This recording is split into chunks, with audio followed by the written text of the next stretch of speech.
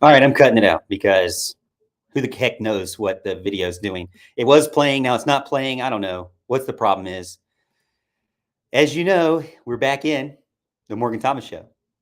And let me turn up the quality. The video is pretty bad. We got all things going wrong can go wrong, but we're going to try this out. Right now I'm in the studio. I'm in the office of the studio. We'll get ready to move over to the actual studio, and I have some new setup to hopefully get the audio going. And we will see. We'll see how it goes here. My daughter's playing a softball game right now, so kind of stressed out listening to the scores. My wife's trying to give me some good scores here, but it's all over the place. I need to train her how to give me better scores than this, because this is not cutting it. I'm sorry. This is not going to cut it. This is not good. Welcome in. Thank you for getting in and being a part of the show. Not me gets in over on YouTube. What's up? It says Go Tigers. Make sure you get in the chat and say hello. Got about 5 people watching right now. The show starts at 7 o'clock. Big Al's walking in here, and he's getting ready to join us. He'll be sitting back there. And, Kevron gets in. What's up, Kevron? Welcome in. We got about 9 minutes, and then we'll go over to the studio. Big Al's here.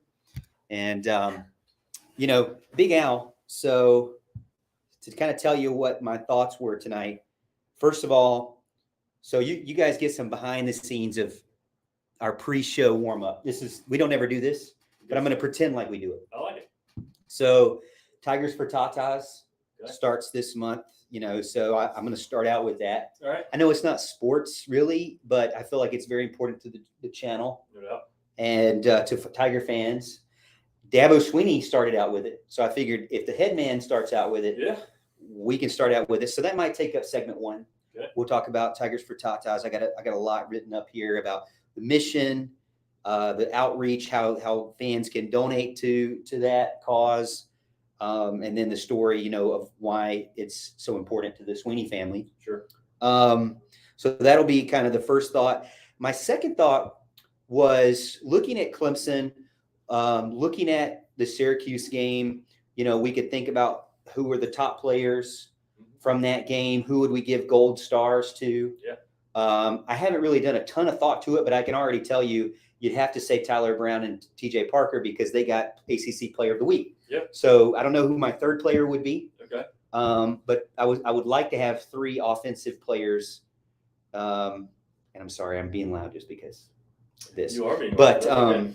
But so that was my first thing. Now, 3 players that need to run extra laps at practice.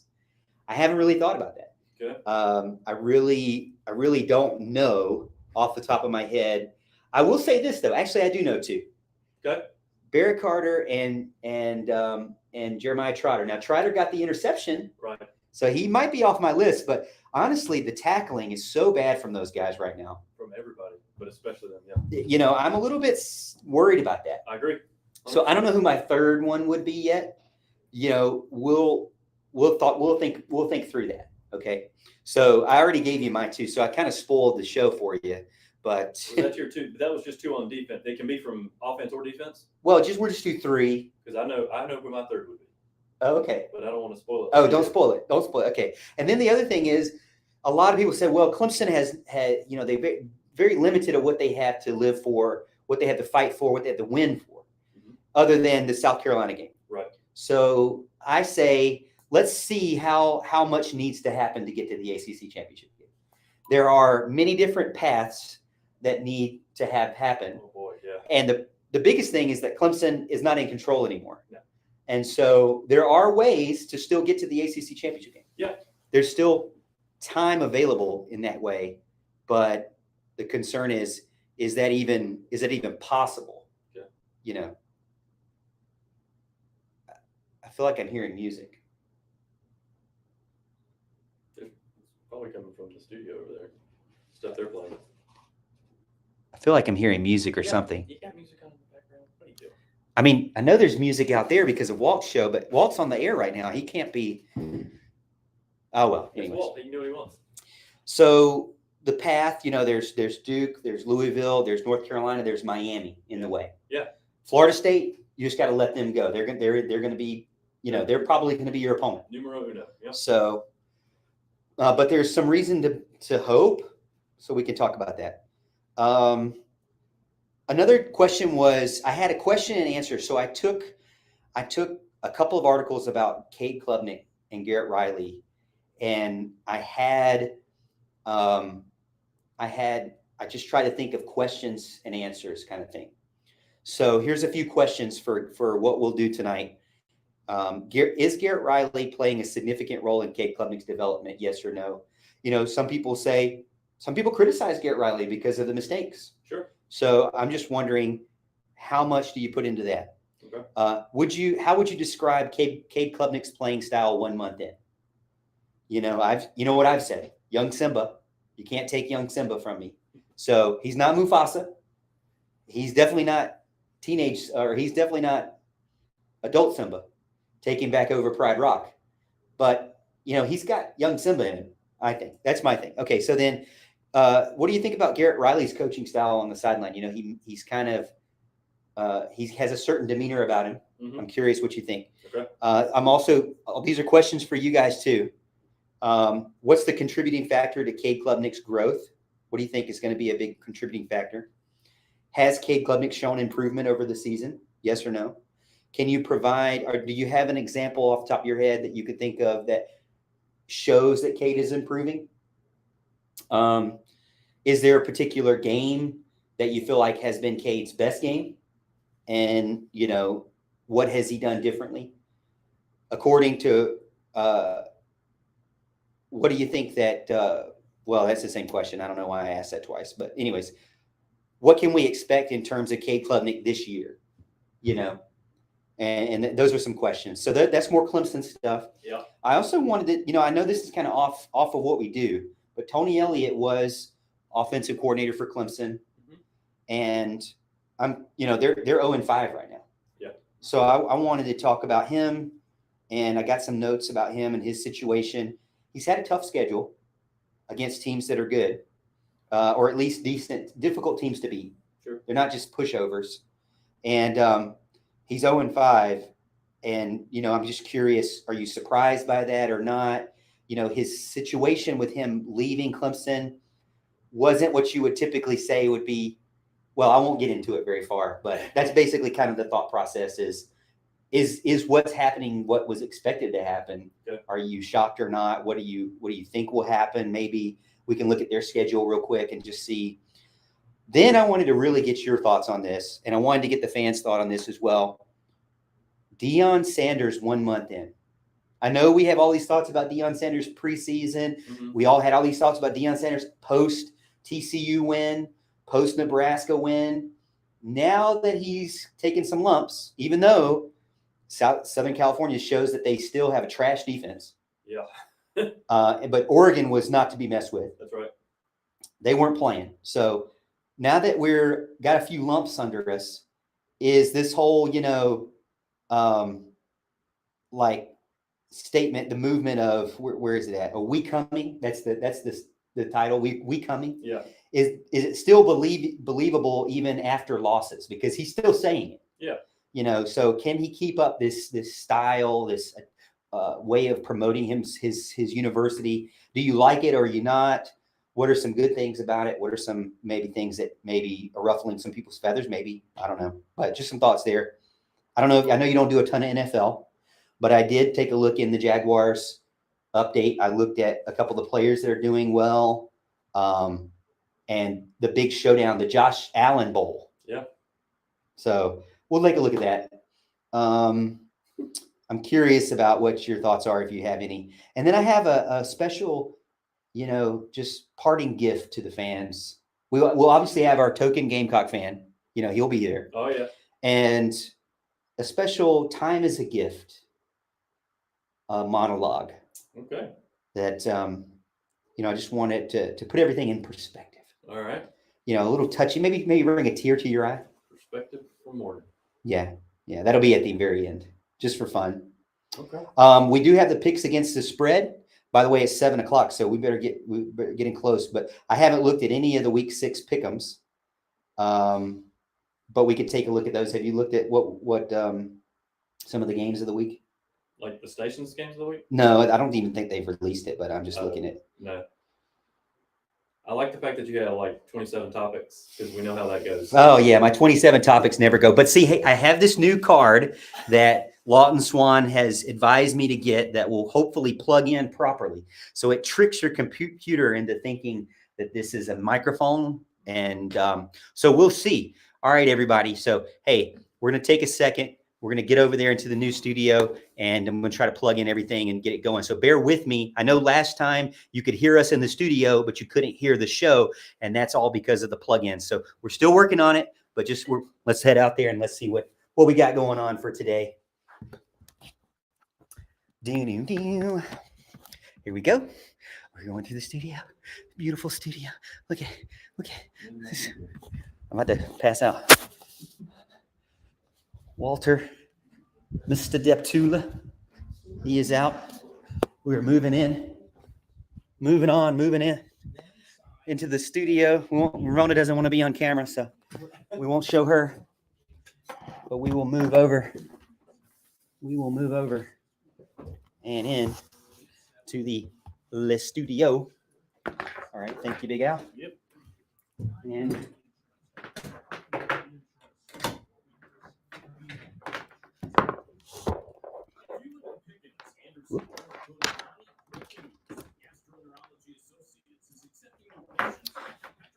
all right, so try to get the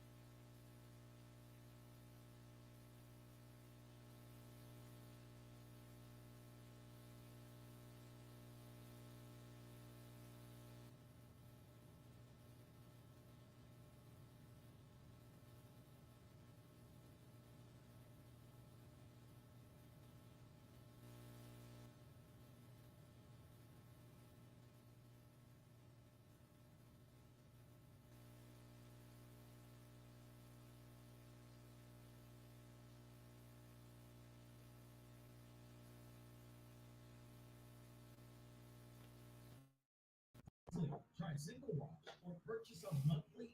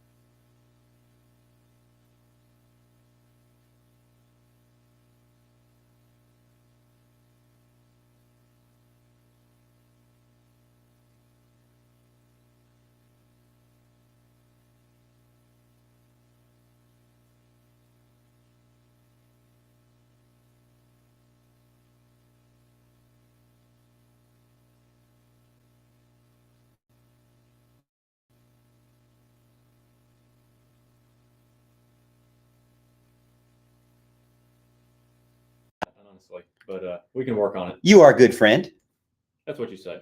longtime friend. Long-time friend, I'll go. West Side High School, maybe? Is that the earliest? Yikes. Not even close. Not West Side High School. Lakeside Middle School. What are Nope. you talking about? No, before then, we are friends since Whitehall Elementary. Since kindergarten. Kindergarten. Yeah. Kindergarten. Yeah. You've been putting up with me since I was an all-star on the kickball field. Second stringer at best. Second string. Al, come on. Come on. I was second string in college, baby. I was a starter in elementary school. Give me a break here.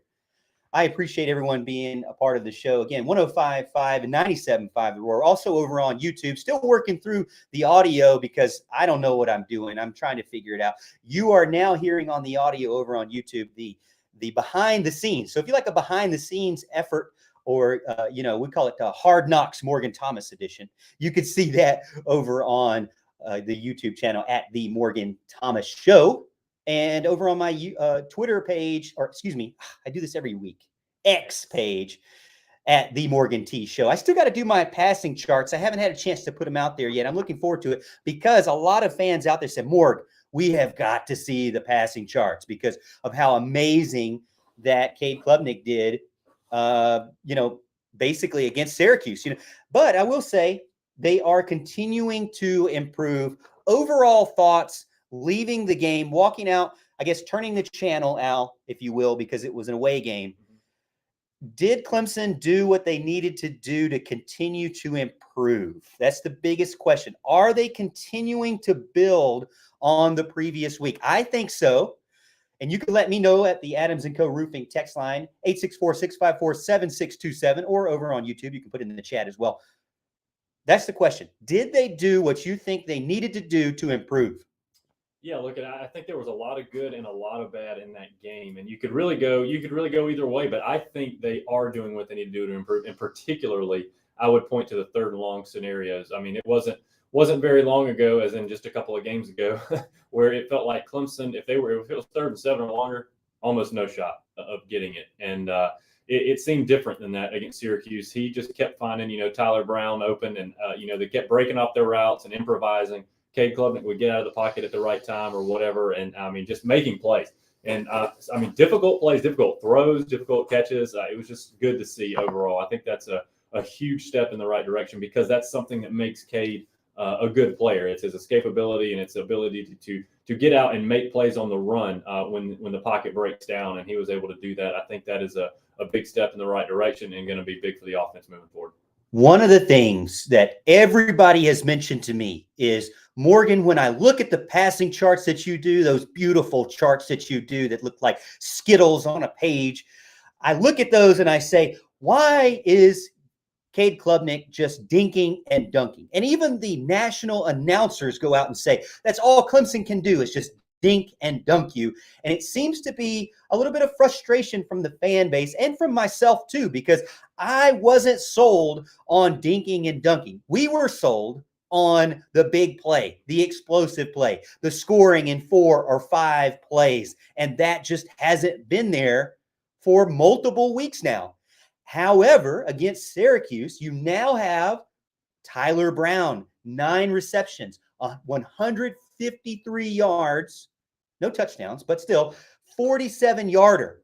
And then you had Bo Collins, wide open. That's what you were looking to see from a Garrett Riley style offense, was these wide receivers exploiting weaknesses in the defense and getting wide open. Also, Bo Collins had a 47-yarder. Was the passing game, in your opinion, doing what it needed to do to progress as well? Yeah, I think so. And you were talking about the deep ball. They took a lot of shots in that game, I thought, specifically compared to what they've been doing. And honestly, they weren't even hitting on a bunch of them, but they were hitting on just enough, to kind of open up some of the stuff that was a little more mid or shorter range. So I think that's an important step. Obviously, you're going to want to hit on more of those, but the fact that he was able to calmly step up into the pocket when he was about to get nailed and hit wide open Bo Collins, that was a thing of beauty. And that's something that I don't think we see from him, as early as 2-3 games ago. And so that was a big deal. And I think that we're going to see a lot more of that. We've got a lot to cover tonight, specifically on the Clemson side of things. I'm first and foremost a Clemson fan, and I like to cover Clemson and talk about all things Clemson. So we will talk about that. We're talking Clemson and their path to the ACC Championship game. Is it even something worth to talk about? Nobody is talking about it because it's going to take a lot of effort to get there. And honestly, effort from other teams, not Clemson. And so it's not in Clemson's hands. There's not in their control anymore. And to be honest with you, it's their own fault. We will talk about that. Duke, Louisville, North Carolina, Miami, what do they need to do? What do they not need to do to really, in this point of the season, bring Clemson back into a position where they can fight for the ACC championship game? I know Clemson is not worried about it, but hey, I'm not on that team. I am talking about them, and I'm looking ahead. And that's exactly what fans should do, is continue to look ahead and continue to speculate and try to predict what could happen, because, that's what we're here for, is to assume that we know everything. We're going to talk about it. The team itself just needs to keep winning. They need to focus on the next game and the next game and the next game. And you first talk about the homecoming game with Wake Forest. Obviously, no longer the same Wake Forest.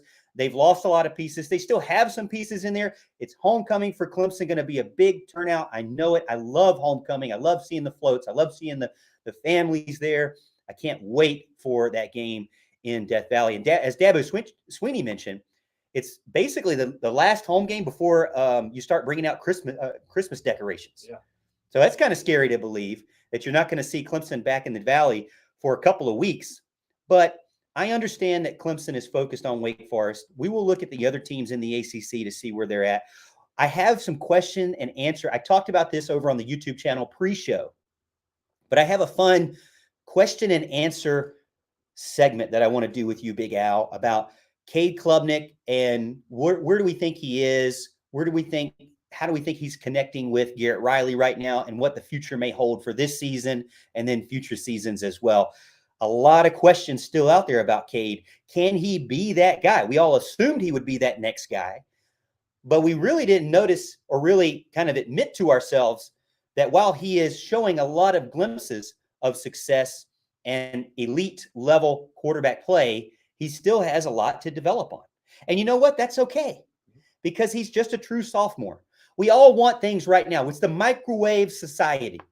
We want it right here, right now. Actually, it's not even the microwave. It's the air fryer, where you don't even have to defrost that bad boy. You just throw it in there. 10 minutes later, we're the air fryer society. And it tastes amazing. My Ninja 10 quart, double-sided. Cool. Come on, baby. I know Ramona's got one. You got one? Yeah. I mean, come on. That's the society we live in. We're the air fryer society. We don't want to let Cade Klubnik bake. We got to let him cook. We have to let Garrett Riley cook. You can't just throw him in the air fryer with frozen and just expect greatness. Sometimes, you have to work through it. Also, I wanted to check in with Tony Elliott. I won't call him specifically, but I want to take a look at where he's at, because he's not doing very good over there in Virginia. And I wanted to get your opinion on the Adams & Co. Roofing text line. If you're listening in, if you're driving on the way home or going on the way to work, and this is the night shift with the Morgan Thomas Show, I wanted to get your thoughts on Tony Elliott. And can he turn things around at Virginia, or is what's happening what you expected to happen? And then if you noticed my intro song, it has Deion Sanders in it. One of my favorite players. 1 month in, I wanted to get your thoughts and opinions on what Deion Sanders has done, where he's at, and your thoughts so far. Now that he's not, the newness has kind of worn off because he's gotten beat up twice. Now, he almost won this last week. Yeah. Because really, I think it's more of a testament to Southern California's terrible defense and Lincoln Riley's apparent infatuation with keeping his defensive coordinator. I don't understand it. But again, Garrett Riley is fielding another team that's great on offense, not so good on defense. I mean, tell me, how many times have you heard that before? Here we go again. But we'll talk about that. Deion Sanders and where he's at. And we are an affiliate with the Jaguars, the Jacksonville Jaguars, the NFL team. Now, I know you know them. I do know them. Trevor Lawrence and Travis Etienne, Tank Bigsby, And the Josh Allen Bowl comes up this Sunday. They're heading back over to the pond again to do the Josh Allen Bowl at Tottenham Hotspur Stadium. But this time it's football, but in a different way. Americano. Football Americano, Al.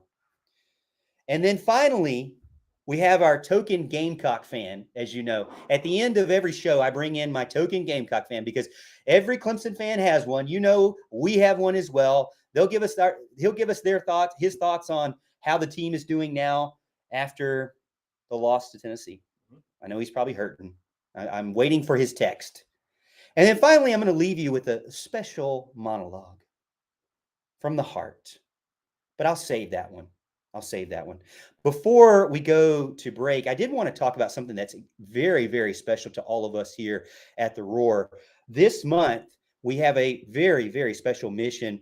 The Tigers for Tatas campaign is kicking off. It's an initiative that embodies the spirit and unity and compassion that we all have to come together and raise funds and awareness for breast cancer prevention and patients in the upstate through Dabo Swinney's All-In Team Foundation. For the past 10 years, Big Al, 10 years, the Roar has proudly partnered with the All-In Foundation. And this year is, again, the 10th anniversary of working hand in hand with them.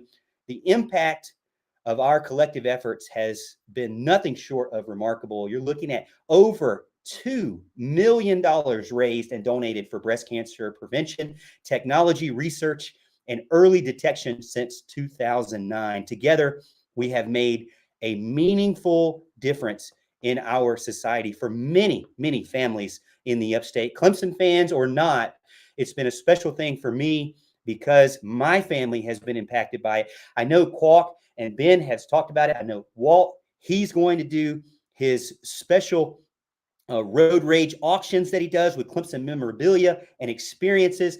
He has all the fun stuff. I love it. I'm just here to tell you about it. You can also text donations to a secure text line. You can text T4T to 53555 and make a contribution as well. We have in-person donations all throughout the month. We're going to have shows that are in person and live, and you can go there. You can get some of the breast cancer awareness, the Tigers for Tata swag. Dabo Swinney was wearing it during his press conference today. Looked really awesome. I don't know, Al, if you saw that, but very, very cool. Again, our outreach is really an entire Roar staff effort, and this year is definitely no exception. They have pulled out all the stops. I just love what the sales team's doing, what the marketing team, and what everybody here at the Roar is doing. Again, my grandmother, my both sides of my family impacted by this. My aunts impacted by this. By the way, as Ben Milstead mentioned, men can be impacted by this too. A lot of people don't understand that, but this is something that can negatively affect both men and women, and the percentages are much higher than you think. And really, the percentages are much worse if you don't get the early detection, and that's why it's so important. I know Ben mentioned it. Early detection, the percentage is like 98, 99% of being able to effectively treat and get past it. But if you don't detect it early, if you skip certain things or you can't go or whatever, the percentages go down a lot. So that's why we want to raise awareness for this. And not only that, but the funds that are donated by you and by everyone in the upstate for Tigers for Tatas, 100% of that goes to the foundation. So we really appreciate the partnership. I love being a part of it because of those things. And you know, the Swinney family, it's really close to them because Kathleen Swinney's lost her older sister to breast cancer. And both her and her younger sister had discovered that they had the same gene mutation as well. And if it wasn't for early detection, it could have been much worse, but they potentially, saved themselves from some bad diagnosis there for sure. So early detection, huge, big deal. 1 in 8 women will be diagnosed in their lifetime. I think even Dabo Swinney mentioned it, 2 every 60 minutes. So we're on the show for 2 hours. So we're going to have 4 that could be diagnosed with that. It's crazy to believe. Again, early detection is important. Donating and being a part of Tigers for Tata is important. We appreciate everybody at the Roar for doing that. We'll get back going into more Clemson discussion and all the things I mentioned earlier. Again, this is the Morgan Thomas Show on 105.5 and 97.5 The Roar. Whew. All right. Thank you guys for that. Shane gets in, says, I can't hear you, but I think that I don't think I can hear the callers. You can hear us. Yeah. So we're still trying to figure this out. I got a new sound card that's supposed to pick up the microphone, and I did test. The microphone is picking up, but it's just not. I don't know what's going on, Big Al. I have no idea. So we'll figure it out. Microphone. Let's see. Maybe.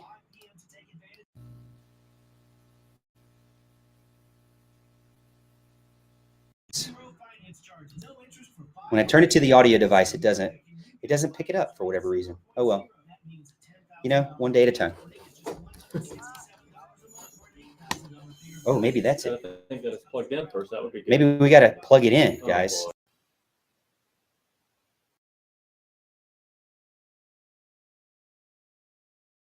Interest rates going higher and higher everywhere else. Diamonds direct. Ooh.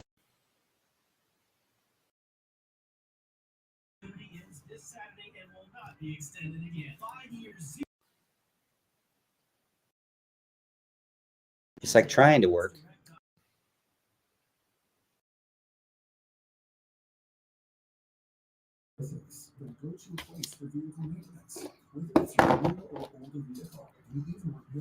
That can't be I good think- for the input.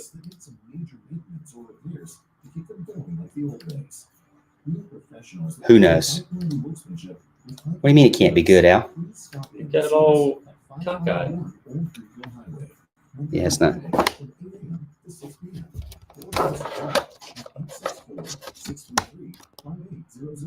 Calling all Clemson Tigers. The Clemson Lululemon collection. I don't know, Big Al. Exclusively at the Tigers Pitiful. Workshop. From trendy leggings to stylish tops and accessories. The old Morgan would have had this, no problem. Iconic logo allowing you to showcase your love for the Tigers wherever you go. Designed with buttery. Maybe they can hear it now. Who knows? I don't know. We'll figure it out. Let's look on the text line and see where we're at. Hey, Coach Morgan, our Pandas won 18-7 tonight. And a strong. And a proud.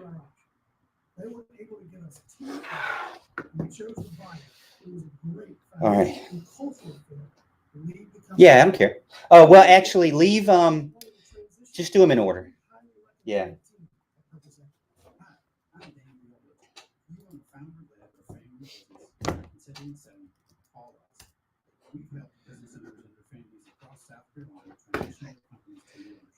All right, get in on the chat over there on YouTube and Facebook, and let me know what your thoughts are here. What your thoughts are. I'm putting in some of the chat. The Pandas won. Or visit us online at purposeequitygroup.com. Our first visit is free and confidential. SD's Heating and Air is here to keep your family cool in the summer and warm in the winter with premium Heil units, supercharged with 100 years of superior engineering and quality manufacturing. SD's is Clemson alumni owned and celebrating over 20 years of serving Tiger. Cade Klubnik. Is Cade Klubnik elite? Be sure to like their Facebook page for Yeah. giveaways, promotions, Sam's Club by to the left, Roadrunner. STES Heating and Air on Facebook to win prizes and receive specials on HVAC services and installs to keep your family comfortable all year long with Heil units. Just the fact that we throw multiple deep balls is an improvement. Mm-hmm.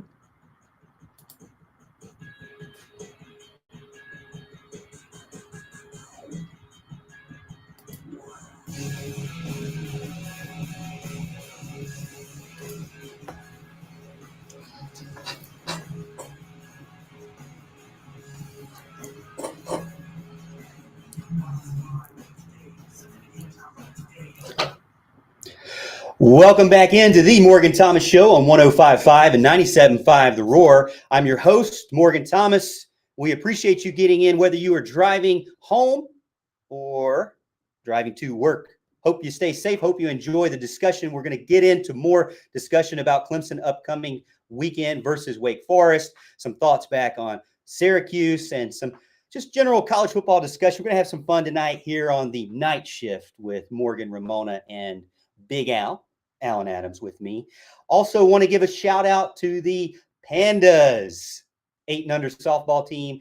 18-7 win tonight, ladies. Rain, Violet, Harper, Kaylee, June, Annabeth, Kinley, Kelsey, Sophia, Raylan, and Claire. Congratulations.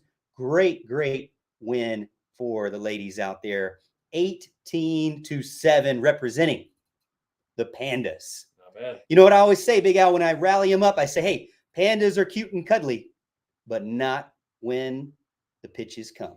You got to be ready. You got to be fierce and ferocious. You got to be more like Kung Fu Panda. That's right. The good Kung Fu Panda, not the beginning Kung Fu Panda, the one when he gets better, not the goofy one that falls over his own feet. I'm with you. That you can do that preseason. The But- Dragon Warrior version. Yeah, the dragon. Yes. That's the Panda we need.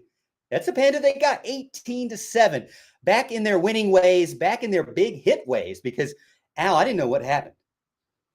I told them, I said, hey, here's what you got to do. So the first 3 games, they scored 13 or more runs. And I was like, man, oh man, look at Coach Morgan. Got him a big hitting team, baby. Mhm. I was feeling good. Riding high. Thought we could do no wrong. Thought the Pandas were going to the championship. All of a sudden, hit a roadblock. 3 runs and lost. And then 2 runs, then lost. Kind of felt bad for the ladies. So we had a Saturday morning practice. We fought through it. We worked through it. We hit. We ran. We caught. We threw. We got water. And they came back 18-7. So back in the big hitting ways. Congratulations, ladies.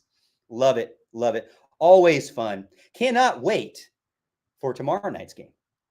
Big one, too. Big game tomorrow night. Looking forward to it. Big Al. So I wanted to continue the discussion and look at some of the question and answer for Cade Klubnik. Now, a texter on the Adams & Co. Roofing text line said, do you really think Cade Klubnik is elite? I don't think he's elite. That's what the texter said. I don't think that Cade Klubnik is elite. I don't think Cade Klubnik is there. I think he has the potential to be elite. He won the Elite QB Challenge, the Elite 11 Challenge or whatever over in Texas. I think when he was in high school, he won that, right? Mhm. So before he came to Clemson, we know that Cade has the ability to do those things. We know that he was playing at a high level at Westlake, not just any old high school, one of the premier high schools in Texas, and he was winning championships there. Now, some could say that it was because of the players around him, and that's true. I mean, quarterback makes players around them better, but quarterbacks also win games. One thing that quarterbacks don't do is they do everything. The best ones don't lose games for you. And I think Cade's still working around that. Now, it's not all been Cade's fault, but he still has to find that, sweet spot where he can get in his groove. And Cade of sophomore year, I am willing to go through the lumps and the skin knees now. And really the whole team. There's a lot of the wide receivers are young too.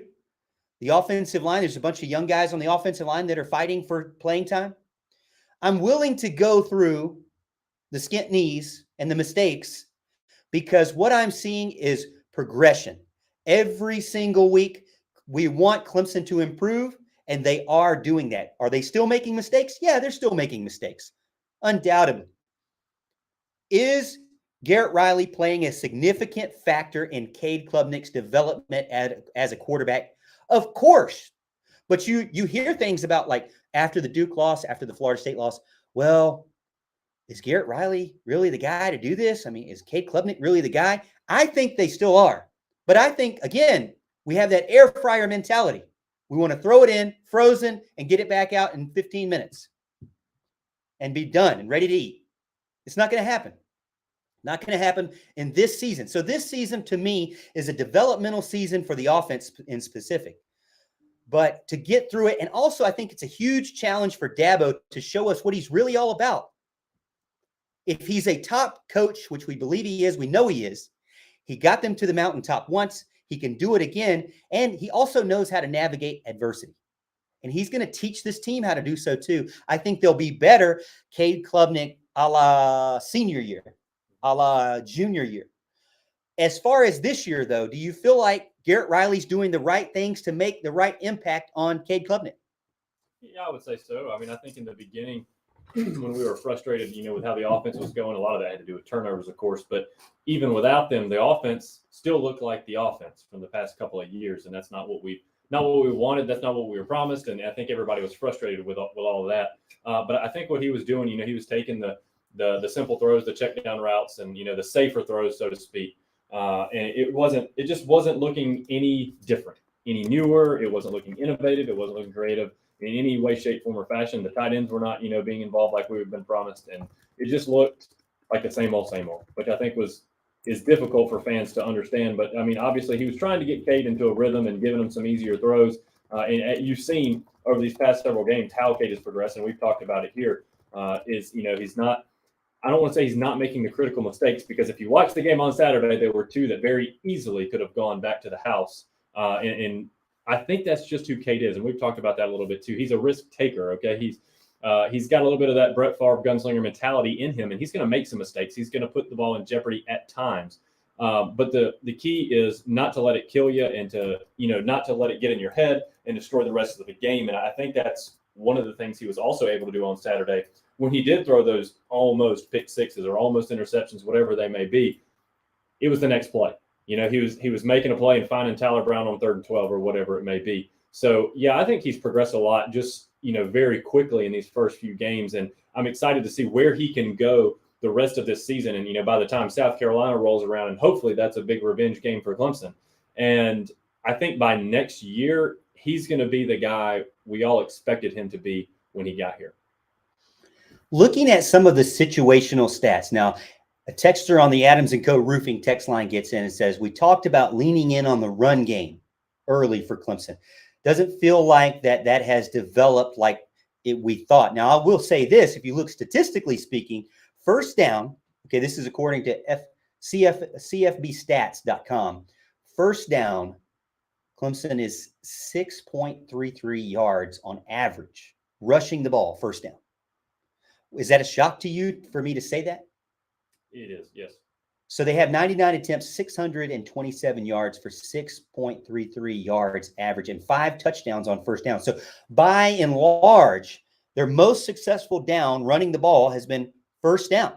So would that basically indicate that they are a run first team? Would you say that they are a run first team and they are successful at that? I'm really not even sure if we're a run first team anymore. I think we're a very balanced team.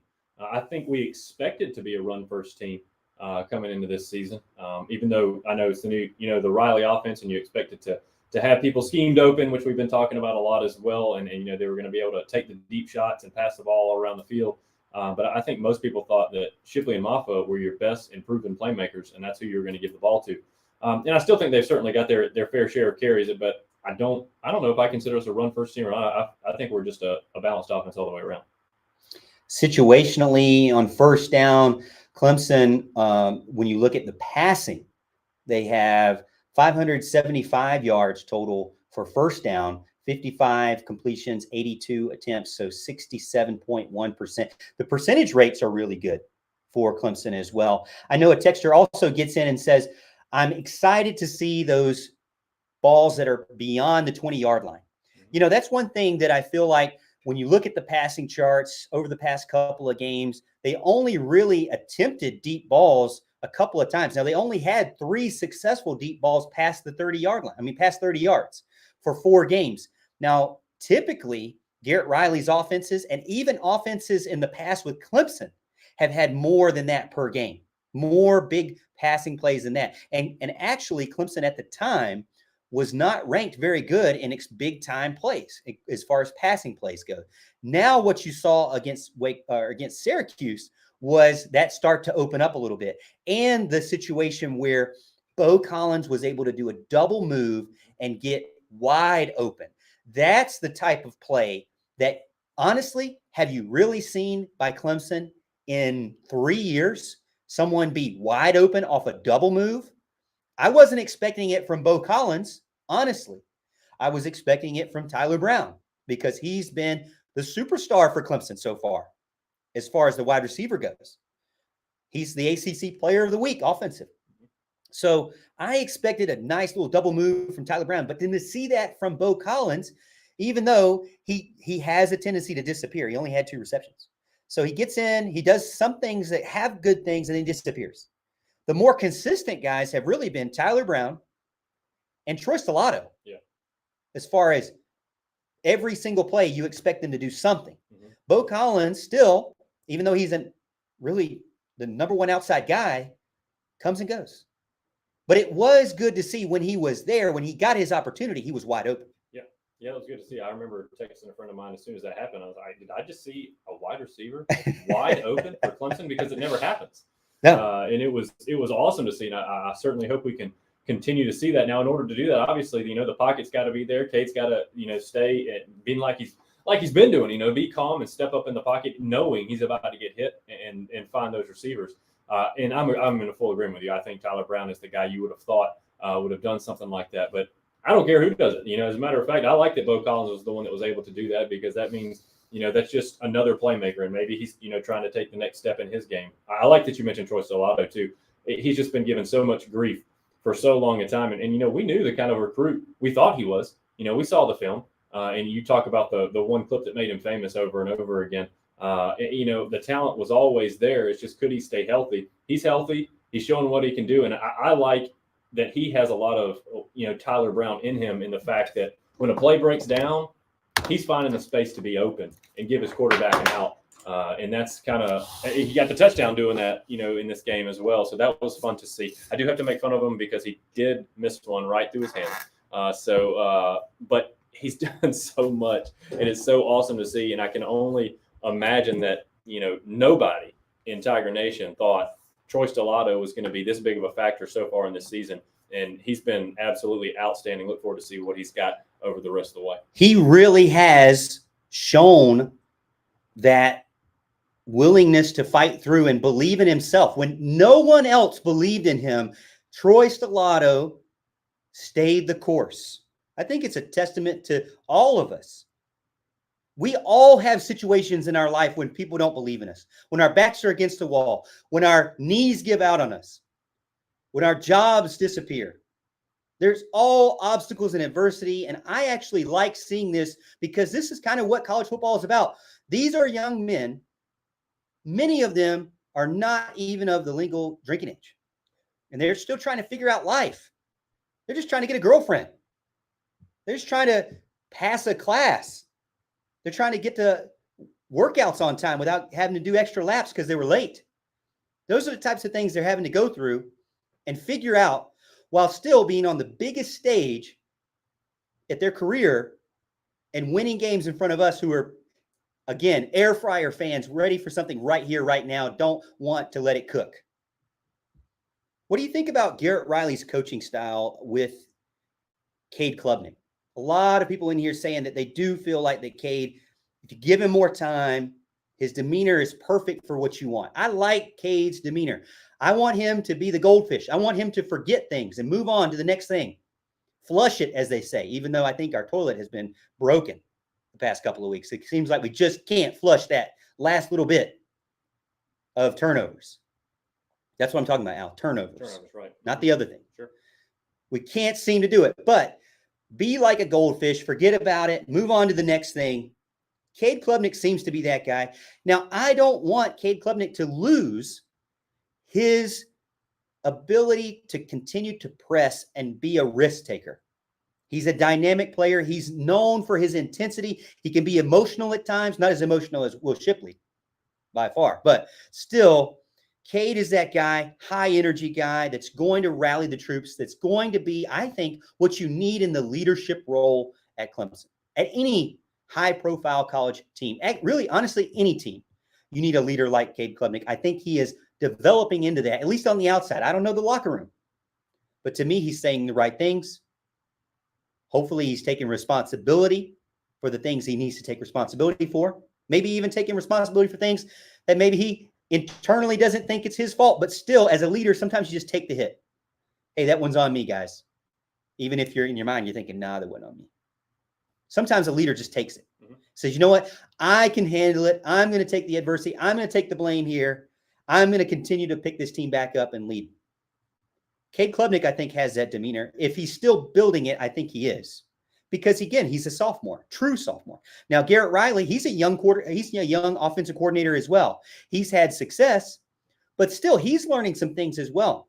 He's not with Sonny Dykes anymore. He's having to figure it out now under a new head coach in a new scenario in the South, in the Southeast, I will. But I will say this.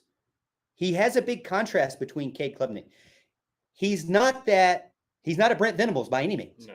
He is much more calm, cool, and collected. Al, if that was you, Al, I'm going to go ahead and tell you this. If I was the offensive coordinator, Oh boy, I would be more of the Brent Venables. no doubt. I'm intense. And I'm not talking about the circus. But Garrett Riley's calm, cool, and collective. Do you want that in an offensive coordinator? Yeah, absolutely. I think so. It's funny because you want the opposite in a defensive coordinator, in my opinion. Right. You want the Brent Venables, that type of personality. I like the calm, cool, collected demeanor. I think that's kind of that's exactly what any quarterback needs. For one, it's certainly, I think, what a guy like Cade needs, who has that high energy. To kind of keep him level-headed. And I think it's nice to be over there and see your coach level-headed in any situation. I think that's kind of the demeanor that Coach Garrett Riley has put off. I think that's something that's going to really pay dividends for Cade down the road. As a matter of fact, I think it already has. I'm in the boat that's exactly what you need. Again, we're continuing the discussion, Clemson and Cade Klubnik and how he's developed over the past season, some of the good, some of the bad, and the ugly, and the great, and the future that we believe is bright. We look forward to continuing discussion after this word from our sponsors. We appreciate everyone being a part of the show. 105.5 and 97.5, The Roar. Tatas is back. This week, the Roar will be live in Tremont Mills, Estes Heating and Air Walhalla, Big Lavery Law, Clemson Sock Shop, Utility at the Wake Forest game. Stop on by and help us raise funds for Dabo's All-In Team Foundation. We'll have shirts, bands, hats, and even stickers. For more info, visit our website at theroarfm.com. Click on the calendar tab. Thank you for your support, and go Tigers! Have you ever heard the phrase "the calm before the storm"? Well, that mold in your bathroom or ceiling water stains might be a warning sign of roof damage that could cause bigger, very costly issues in the future. Give yourself peace of mind, knowing your roof's integrity is solid through every season of the year. Don't ignore it any longer. Fix it with one simple call today to Adams & Co. Roofing Specialists, 260-0080. That's Adams & Co. Roofing Specialists, 260-0080. Finding a dealership alternative just got easier. 3 locations in Greenville, Cherrydale, and Anderson. First Class Halt is here to service your Honda, Acura, Lexus, and Toyota. With ASC certified technicians, state-of-the-art. Al, I may need you to take over for a second, brother. That's my vice president calling me. I'm gonna have to call her back. Nice. You think you can handle it? Sure. I can do the intro, but let me see if I can handle it over the phone here or over the computer. Okay, let's see.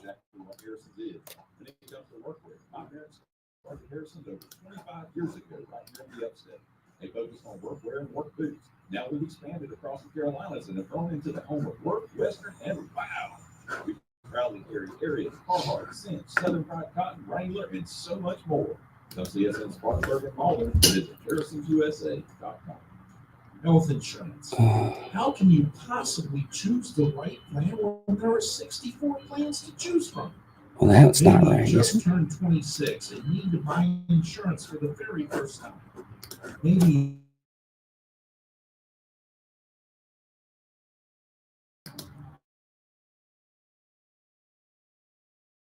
but it doesn't have to be. Give me a call at 864-467-8738 and check out our website, insure-u.com. You can check to see if your doctor's in the network or compare plans side by side. One size doesn't fit all. Let's make sure you have the right plan for you. I'm Guy, the insurance guy. My company is The Insurance Source. What we do is simple. We make health insurance easy.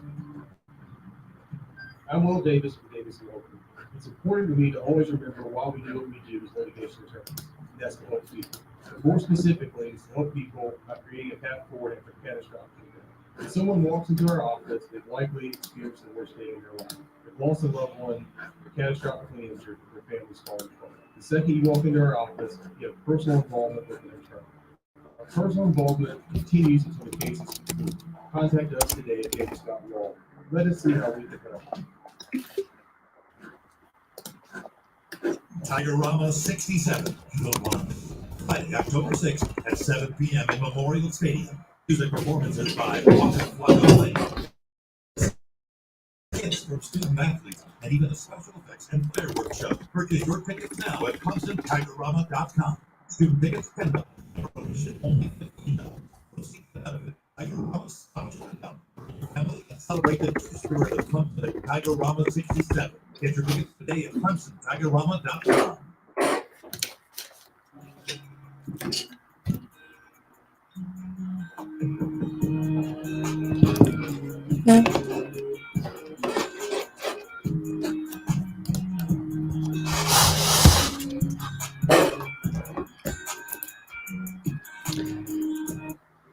Welcome back in the Morgan Thomas Show on 105.5 and 97.5 The Roar. Joined in by Ramona on the ones and twos, and Big Al to my left. Thank you, Big Al and Ramona, for being a part of the show. Thank you for being a part of the show over on the Adams & Co. Roofing text line. Not only can you get in on the show as part of the text line, but you can also call in, same number, 864-654-7627. Again, 864-654-7627. We're continuing our discussion along the lines of Clemson and Garrett Riley and his success, along with Cade Klubnik.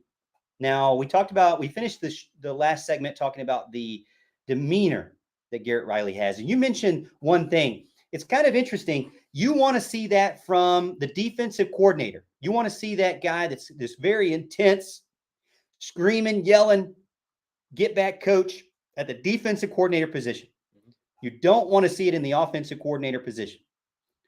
Why is that? And honestly, I would say, is Wes Goodwin that guy? I mean, because he is different. He is more subdued than Brent Venables. Yeah, mainly because I don't want you at offensive coordinator. I think that's the main reason. But yeah, no, Wes Goodwin is not that guy. And it's not to say, by the way, that you can't be successful in either type of demeanor. I think the kind of in your face, screaming, yelling, jumping up and down, I think that lends itself better to the defense and getting them pumped up, getting them excited and where they need to be. And they kind of exude the same energy, which is what you want. And on offense, you want to be, you want to be calm, cool, collected, go about your business and get your job done. I think it's just a night and day difference as to what personality lends itself better to each side of the offense and defense. Yeah, I think so. I mean, I feel like that Clemson's, honestly, offense and defense have been improving. They still got a long way to go. They got some mistakes to continue to clean up, and a big challenge in front of them to try to even get back to, I want to say it. I do want to say it, but the chance to even get back to the ACC Championship game in 2023, honestly, is going to be very hard. Very difficult, yes. We'll talk about it, but before we do, I wanted to say, players of the game. Let's give gold stars out for the Syracuse game. Players of the game, I think you have to put number one, Tyler Brown. Yep. I mean, becoming a superstar at wide receiver for Clemson. And then I think you also have to put TJ Parker, another guy who's not even starting and just putting up monster numbers off the bench. Yeah, absolutely. And really off the bench just because, he's got to take his lumps as the new guy. Mm-hmm.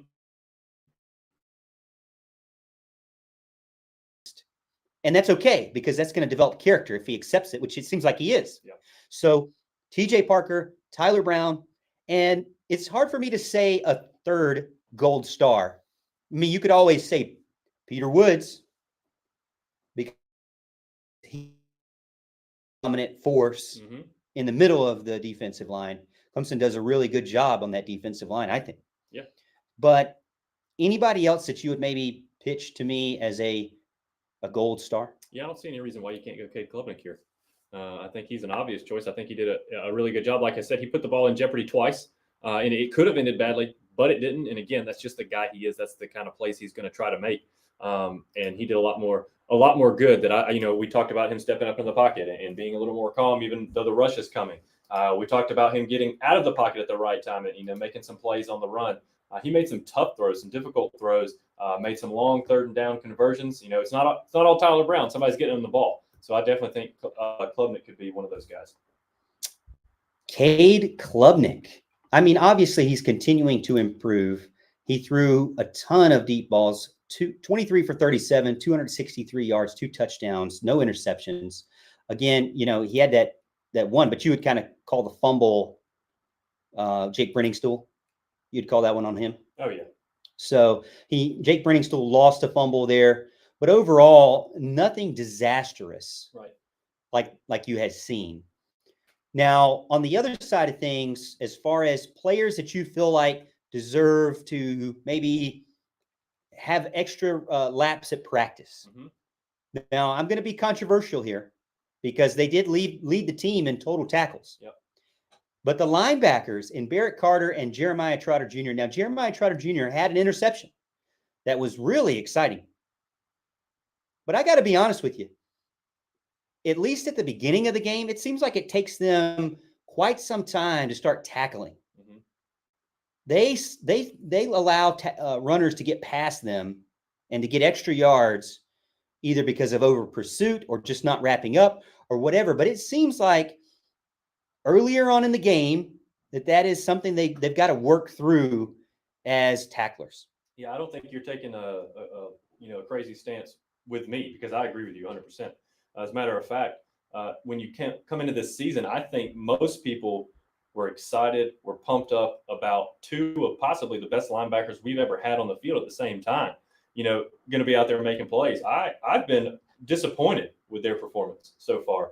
I think they haven't tackled as well as I'd like them to. I think they've taken bad angles over this whole season so far. And the tackling was a real issue at the beginning of the Syracuse game. I texted somebody while I was watching the game and mentioned that very fact. This is one of the worst tackling displays I've seen. It was just people were getting free left and right. So that was tough to watch.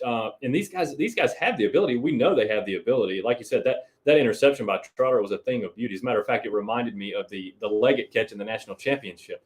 Full extension laid out. It was absolutely beautiful.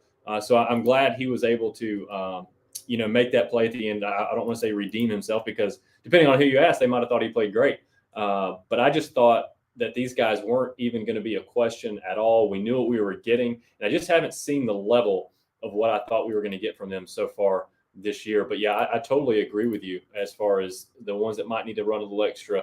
And as fun as, I had a third, and I know we were talking about this before the show. Okay. And you mentioned you didn't really know who to go after. Yeah, I got my 2. I just don't know about my third. I mean, I'll go ahead and take Cade on the good side. I don't know about on the other side. Sure. And I'm going Adam Randall here. And because, first of all, he didn't play a lot. He was disappeared most of the whole game. I don't know if there was an injury or something that he was working through there. But if you noticed on the very, very beginning of the game, they took their first deep shot to Adam Randall. And I don't know if you remember this. They got pass interference. And it was pass interference. Adam Randall blew right by the guy. My disappointing thing that I saw was he made almost no attempt to adjust and get back to the ball. He just kind of kept going, and it fell behind him, which is why they were able to get pass interference. I want to see that guy from him. I've been talking this guy up for a long time. I still think he's got the ability, and he's still a somewhat younger player coming off a big injury. I get all that. I really do. But I feel like he has the size, he has the physical specs and the physical ability to be the alpha type receiver, and I'm just not seeing it yet. Now, again, not to say that it's not going to happen. It could happen by the end of the season for all I know, but I haven't seen it yet. And the way I've talked this guy up, I'm looking for more from him. Now, let me ask you this. This is a hard question here. And people say, oh, they don't ever bring this up. How much does the position coach play a role in the development and the success of the wide receiver group? I know there is a subset of the fan base that says, well, you know what? Clemson needs to take a long, hard look at the position coaches because it seems like it's the same old same from the guys that continue to get older and older.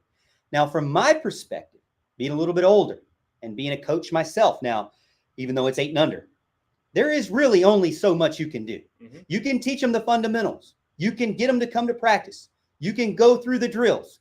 You can watch film. You can force them to watch film. You can show it for them, but you can only lead them to water. That's right. They have to go out on the field and do it. And also, some of being a good coach is finding other players.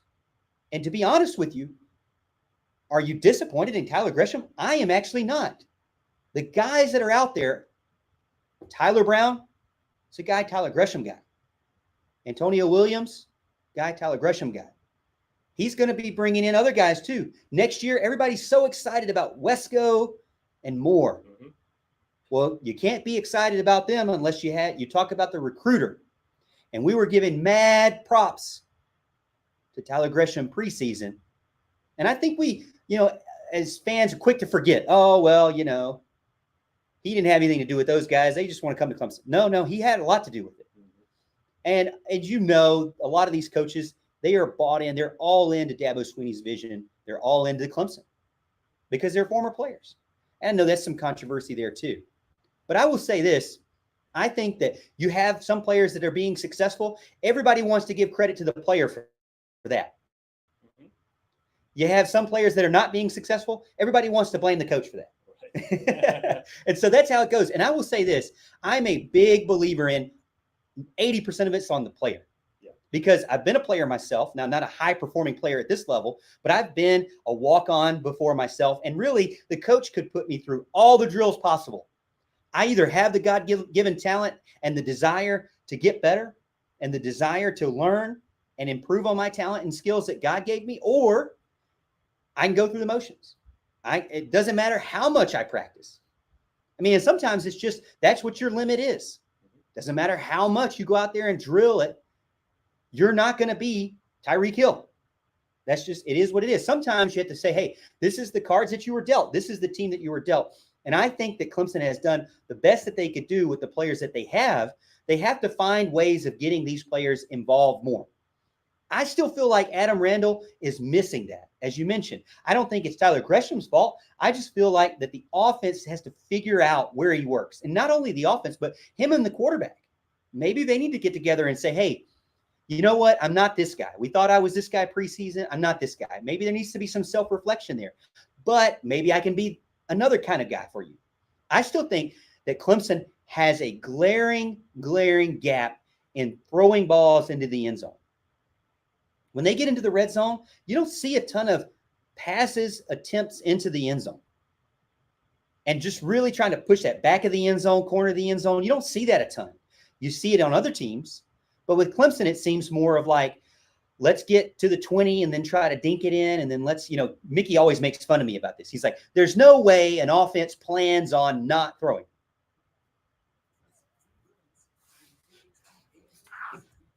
I tried, Ramona.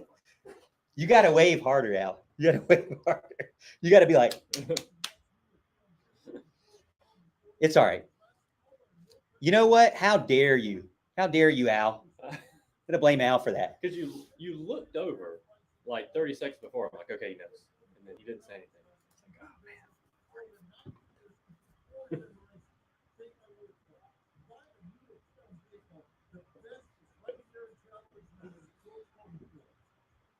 I know. It was on a roll. I missed it.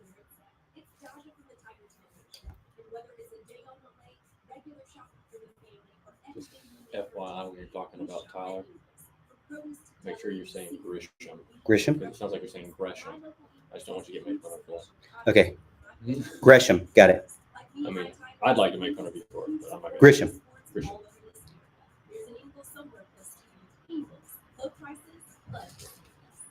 Insurance. Even the word can make some people start to feel nervous, but it doesn't have to be that way. I'm Guy, the insurance guy, and my company is the insurance source. I just received this note from a customer. I know you might know this, but I have to reiterate that you have the best team. Thanks, Joy. Man, it is hot. Yet again, they turn the AC off. I get my hot flash again, Ramona. Whoo! Everybody on YouTube can feel me, like see my red cheeks here. Everybody on YouTube doesn't know the commercial just cut me off mid-sentence. So, rookie mistake here. I pulled a Walt. I'm Guy, the insurance guy. My company is the insurance source. And what we do is simple. We make health insurance easy. For the first time ever since opening its doors, the Greenville Men's Clinic is now the only men's health organization offering an intimacy guarantee. A preacher. If you don't perform, you don't. Oh, I'm Joel Osteen, baby. Restoring intimacy is important to everyone. Helping men with a proven solution is what drives success. That is why Even though Greenville that's a Men's terrible Clinic thing. stands by their intimacy guarantee. Now you will have the assurance and confidence of Let me fix proven this outcomes title. without the fear of financial loss. By using the latest technology for the treatment of ED, acoustic wave therapy uses pressure waves All right, to let's open see. existing blood vessels, which restores spontaneity and intimacy for you and your loved ones. Stop trusting companies that feed you empty promises with no results. Trust intimacy guarantee. Trust the Greenville Men's Clinic. Call the Greenville Men's Clinic today. 864-301-1111. That's 864-301-1111. 864-301-1111. Or greenvillemensclinic.com. Look no further than Founders Federal Credit Union for all your mortgage loan needs. Whether you're a first-time home buyer or upgrading your space, Founders has many loan options to fit your lifestyle and budget, such as low fixed and adjustable rates and flexible terms. Plus, Founders never charges PMI, private mortgage insurance. Our mortgage loan officers are here to answer your questions and help you start the home buying process. Man, it is so hot. To apply for a mortgage today. It's ridiculously how hot it is, man. It's because you talk so much. Exactly. Stop shopping experience. I swear it's hot. All right, I'm standing up. I'm standing up. Oh. Okay, I'm not going to stand up. Not going to stand up, but I'm burning up, man.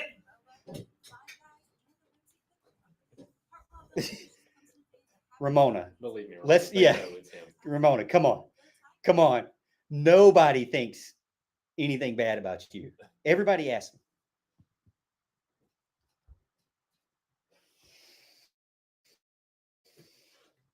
Everybody. How great is Ramona? God, I'm so hot, man.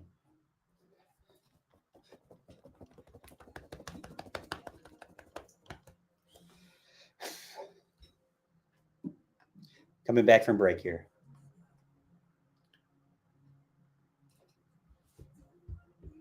Got some Kenny Omega.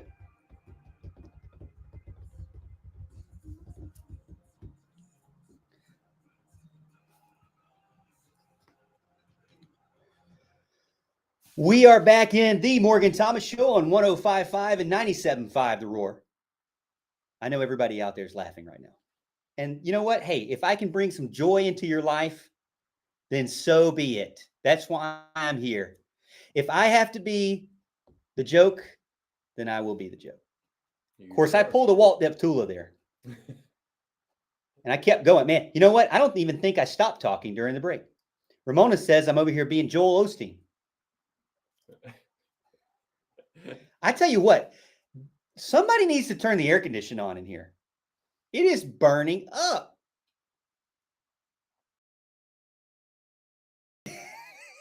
I am dying, man. You know what?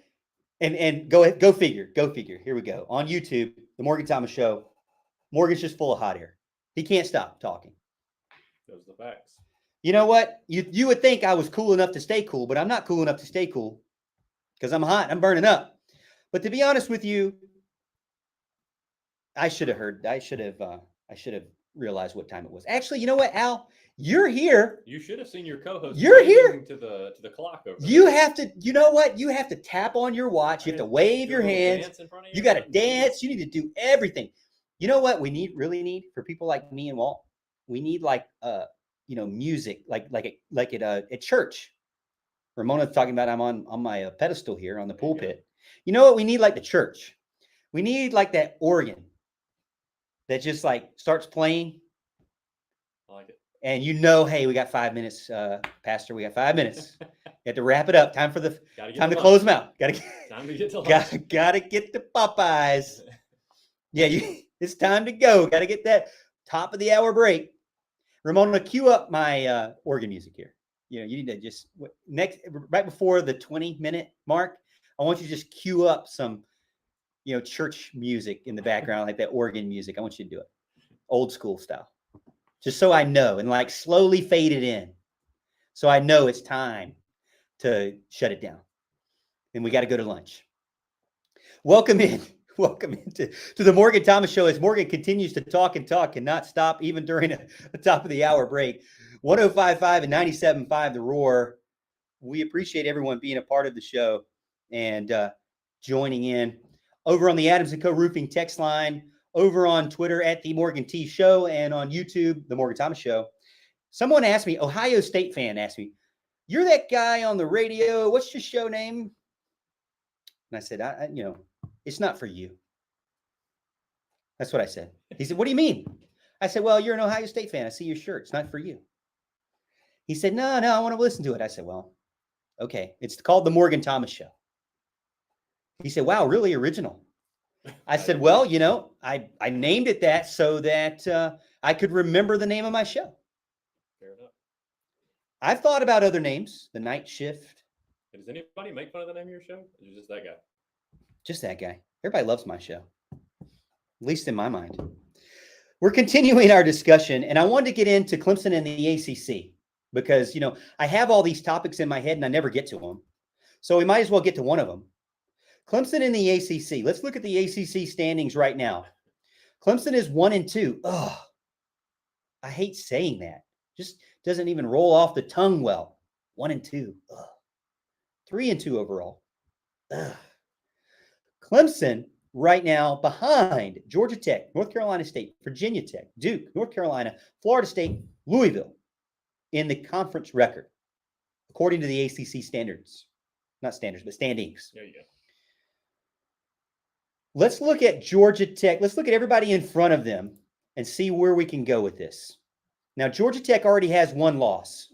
So the key for anybody that is listening out there, they need, at least 2 losses. Mm-hmm. Okay. So Georgia Tech has coming up a ranked Miami at Miami this weekend, 8 p.m. on the ACC network. They also have to host North Carolina, number 14, North Carolina, on October 28th. And then they have to play at Clemson on November 11th for the military appreciation game, which I will be at. And I'm excited for because I'm taking the whole family. My daughter loves it. Me being a former, or not, not former Army guy. We always say, veteran, but I guess we do say former, but whatever. But I'll be going to that game and enjoying it with my daughter and my wife there. Clemson, November 11th. So I feel like, do you feel confident that Clemson can jump Georgia Tech? They have to lose ACC games. So the Georgia game doesn't matter. But they have a difficult schedule. They've already lost to Bowling Green, lost to Ole Miss, and they lost to Louisville. So they have that one loss there at the beginning of the season, but that was 39-34 to Louisville. So how confident are you that Clemson can jump Georgia Tech, Al? Very. So we can just move on from that one. Yeah. All right, now get in on the Adams & Co. Roofing text line, 864-654-7627. Let me know, we right, we wrong.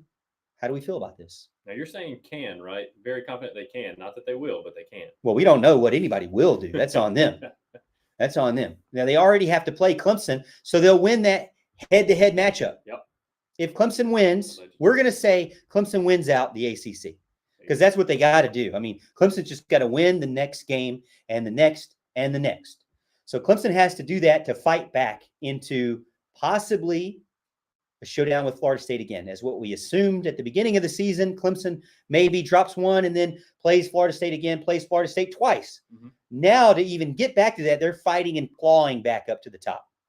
So Clemson can beat Georgia Tech soundly. Most people on the YouTube channel are saying, don't worry about it, Morgan. Georgia Tech is a win. All right, don't be so sure. Don't be so sure. But we already seeing that Duke and Florida State are much better teams than people give them credit for preseason. Maybe not so much Florida State, but Duke definitely. Next up above Clemson is North Carolina State. Now, the funny thing is that North Carolina State's got 2 difficult games coming up. They got to play at Duke, and they just now changed their quarterback, Big Al. No longer the Brennan Armstrong experiment. That's over with. So at Duke, number 19, 8 p.m., not this week. They got to play Marshall this week on the CW. You'll be tuning into that. I know you will. North Carolina State, Marshall, CW this weekend, 2 p.m. Get to go to Duke, and then they have Clemson, Miami, and then North Carolina at the very end. Do you feel like if Clemson wins versus them, that's the head-to-head there? They already have a loss, again, to that Louisville team, but a close loss, 13-10. Louisville's gotten away with 2 close ones in the ACC. So how do you feel about Clemson passing North Carolina State? Jumping them too. All right. So now Clemson's jumped 2. Let's go to Virginia Tech. Virginia Tech right now 1-0 in the ACC. They've got to win, but 3 games, 24-17, out 30. Then they got to win against Pittsburgh, 38-21. Now they have to play at Florida State this weekend, 3:30 p.m. ABC. They don't have to play Clemson this year, but they do have to play Louisville, North Carolina State, Syracuse. So some teams that do have winning records up there that they're going to have to go through. Even Wake Forest has a winning record. Boston College would be one that doesn't. They're 2-3, and Virginia 0-5 right now. What are your thoughts on that? Can Clemson jump Virginia Tech? Do they have games in front of them that are games that are going to be difficult to win so Clemson can beat them or at least pass them? They need 2 losses. They don't have any. So Florida State would be one. They don't play Clemson, so they'd have to lose somewhere else, maybe at Louisville. Yeah, it could be at Louisville, but at the same time, we need Louisville to lose a couple of games as well. So don't jump the gun here. We got to get to Louisville because Louisville doesn't have a lot of tough games left. But yeah, I think they could also lose to Syracuse. Mm-hmm. So I think that's something we can look at. I think Virginia Tech could certainly lose to those 2 teams. The unfortunate thing is, as you mentioned, Big Al, we are now here at the 5th overall team according to the ACC standings, and now we're getting into the realm of maybes. With Virginia Tech maybe having 2 losses, and not those 2 losses not being against Clemson. And I believe if you don't play Clemson and you both have 2 losses, then it's the team that has the most points for or something like that. There's some sort of tiebreaker there for that. Yeah. But again, Clemson has put themselves in this situation. No doubt. They can't blame anybody else but themselves for having to claw their way back. So you've got Virginia Tech. Now Duke is after them. And I think things are starting to get a little bit more interesting because of Riley Leonard's high ankle sprain. Correct. So that really throws a wrench into Duke and what they can do. And really, honestly, if Duke starts being a beatable team, then that hurts the other teams that we just talked about, or it actually gives them more hope. Like the North Carolina States of the world and the North Carolinas of the world and the Louisvilles of the world have now more hope against Duke because of Riley Leonard and how long he may or may not be out. And it seemed like he was in excruciating pain after that. So Duke has to play again. They get off this week, so that actually helps his recovery period.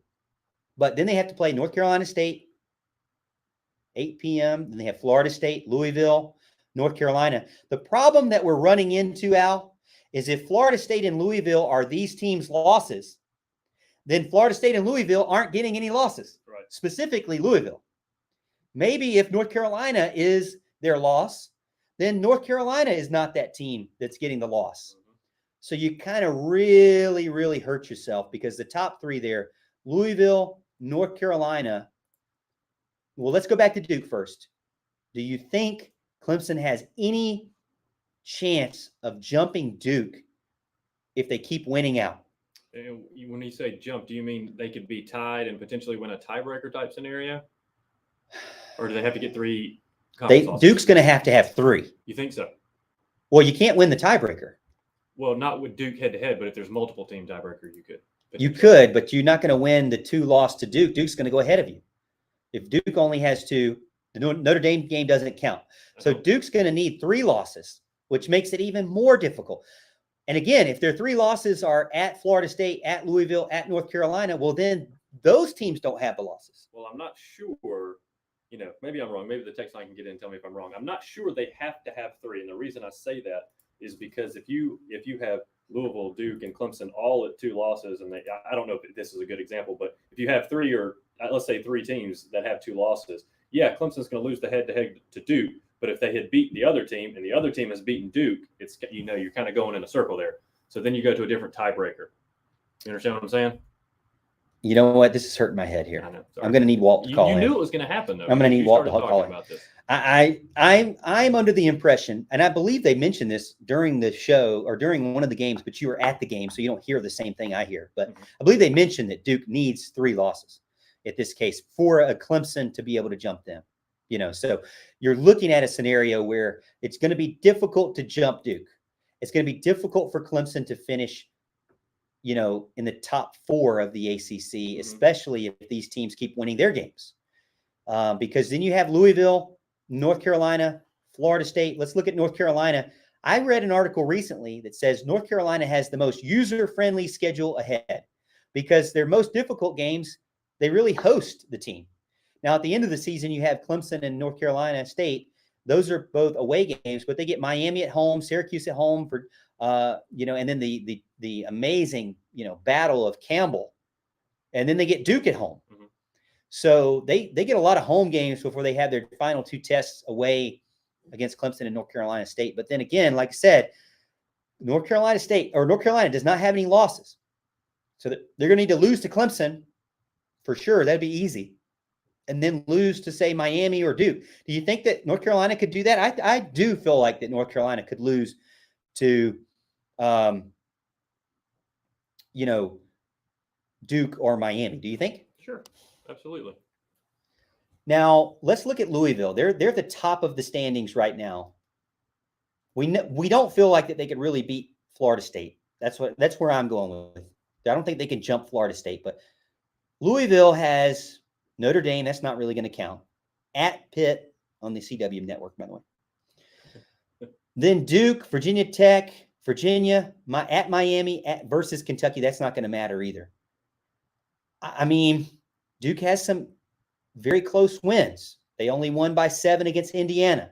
They blew out Boston College, but big deal. They only won by 3 against North Carolina State. They only won by 3 against Georgia, that'll be 5 against Georgia Tech at the beginning of the season. Honestly, I could see Louisville kind of falling as the season goes on. Is that crazy? Yeah, it's certainly not crazy because I don't know how good Louisville is. To be honest with you, they should have lost to NC State the other day. NC State was up most of that game. I can't remember. That was kind of an interesting game to watch. There was a bunch of little turnovers and things like that, and switches of momentum, and Louisville was able to pull that. And I was definitely pulling for NC State because I knew Louisville to schedule ahead. It was something we really needed to happen, and just fell a little bit short. Previously, if I said Louisville, I meant North Carolina. We're talking about Louisville's schedule now. Clemson plays North Carolina later on in the year. Mm-hmm. They do not play Louisville, which is another concern here too, because there won't be a head-to-head. Right. So you've got a situation where let's say they both have 2 losses, and then you're looking at probably like a points for, scenario breaker type scenario, and it'll be difficult. Again, they host Duke, they host Virginia Tech, and then they have to go to Miami. I really think Louisville has a great schedule to tee them up for maybe even no losses in the ACC. They could lose to Notre Dame, that's for sure. But Louisville's really got it set up for them. A huge change for them, considering, how they did in 2022 and the rebuild that they are undergoing. They finished 8-5, and then they changed the staff to the Braun brothers, and they seem to be off to a pretty hot start. We'll still see, though, because Georgia Tech, Murray State, Indiana, Boston College, North Carolina State, not really super exciting wins there, even though they got 5 of them. I'm not really thrilled about that, but they do have 3 ACC wins. But those 3 ACC wins, I feel like if Clemson had that schedule, Clemson would be undefeated. That would be a much better schedule for Clemson. Those tee-up teams, and then you get Notre Dame, that would be a much better schedule. They don't even play Florida State. So Louisville, definitely going to be one of those things. I think Clemson, even with the best result possible, like 10-2, it's going to be very difficult to get back to the ACC championship game. Sure. And it's really all their fault because of those turnovers. Agreed. That's where Clemson is. We'll continue the discussion. We got more. I'm going to talk about Tony Elliott, going to talk Deion Sanders when we return the Morgan Thomas Show on 105.5 and 97.5 The Roar. All right, let me get in here.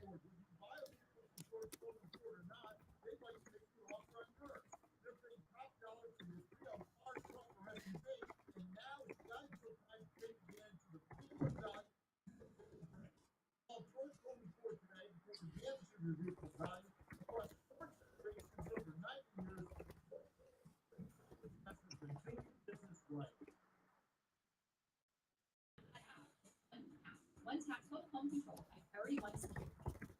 Smart home security system. Priority One Security introduces smart one tap total control service. With Priority One Security's total control app, you can view your cameras, video doorbells, and integrate those smart locks, smart lights, control your garage doors, and manage thermostats.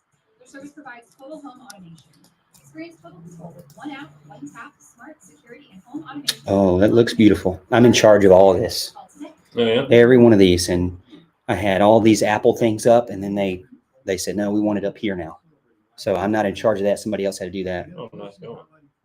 10, 15 years in your trip with your best friend, birthdays and Christmases, and the biggest day of all, the marriage of two people. Their engagement ring is more than just a diamond and a piece of gold. On the day it's given as a gift, it becomes a meaningful symbol marking the start of your new life together. In 2 years, you will remember the price tag on your engagement ring. Remember that look on her face when you open the box.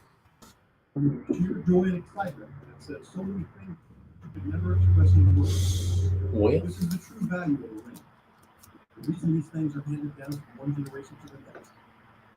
She's the one. Show her what the ring controls jewels. We'll help you find or make the perfect ring that says everything you want to say the moment you open the box for her. I'm William Nichols of Coors Jewelers at Anderson and online at CoorsDiamondJewelers.com, and I want to be your jeweler. Some days I cover up because of my moderate to severe plaque psoriasis. Now I'm hitting the road with clearer skin thanks to Sky Rizzy. Rizankizumab on Riza, a prescription-only 150 milligram injection for adults who are candidates for phototherapy. 3 out of 4 people achieve 90% clearer skin in 4 months. And Sky Rizzy is just 4 doses a year after 2 starter doses.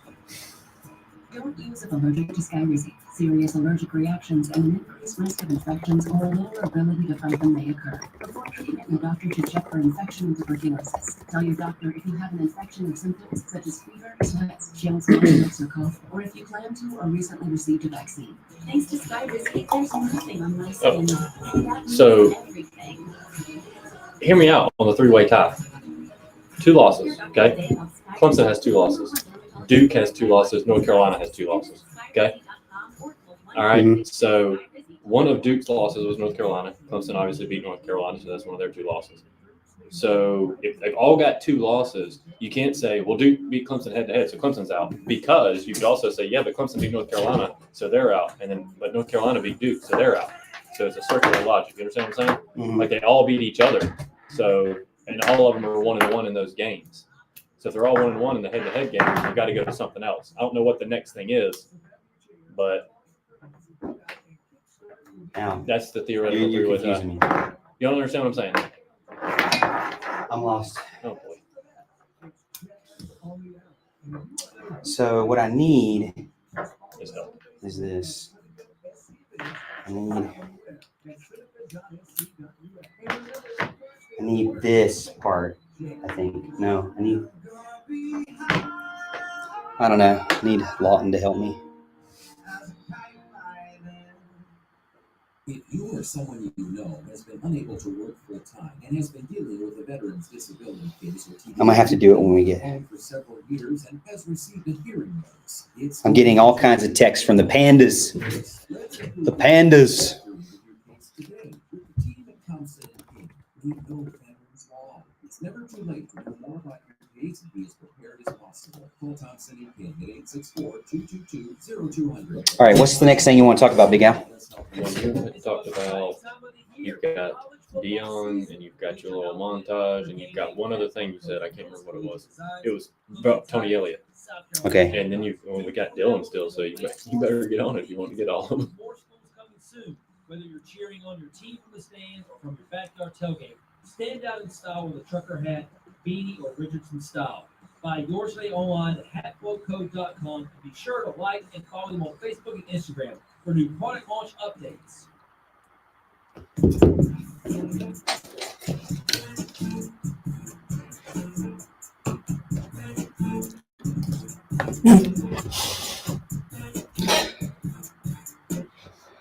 We're back in the Morgan Thomas Show on 105.5 and 97.5 The Roar. We appreciate everyone being a part of the show over on the Adams & Co. Roofing text line, 864-654-7627. Over on YouTube as well, The Morgan Thomas Show, and Twitter at The Morgan T Show. Texter on the Adams & Co. Roofing text line says, I was really looking forward to that organ.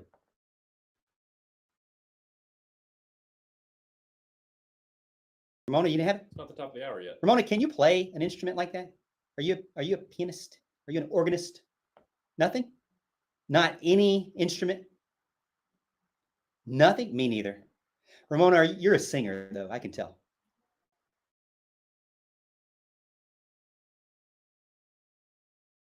In the back?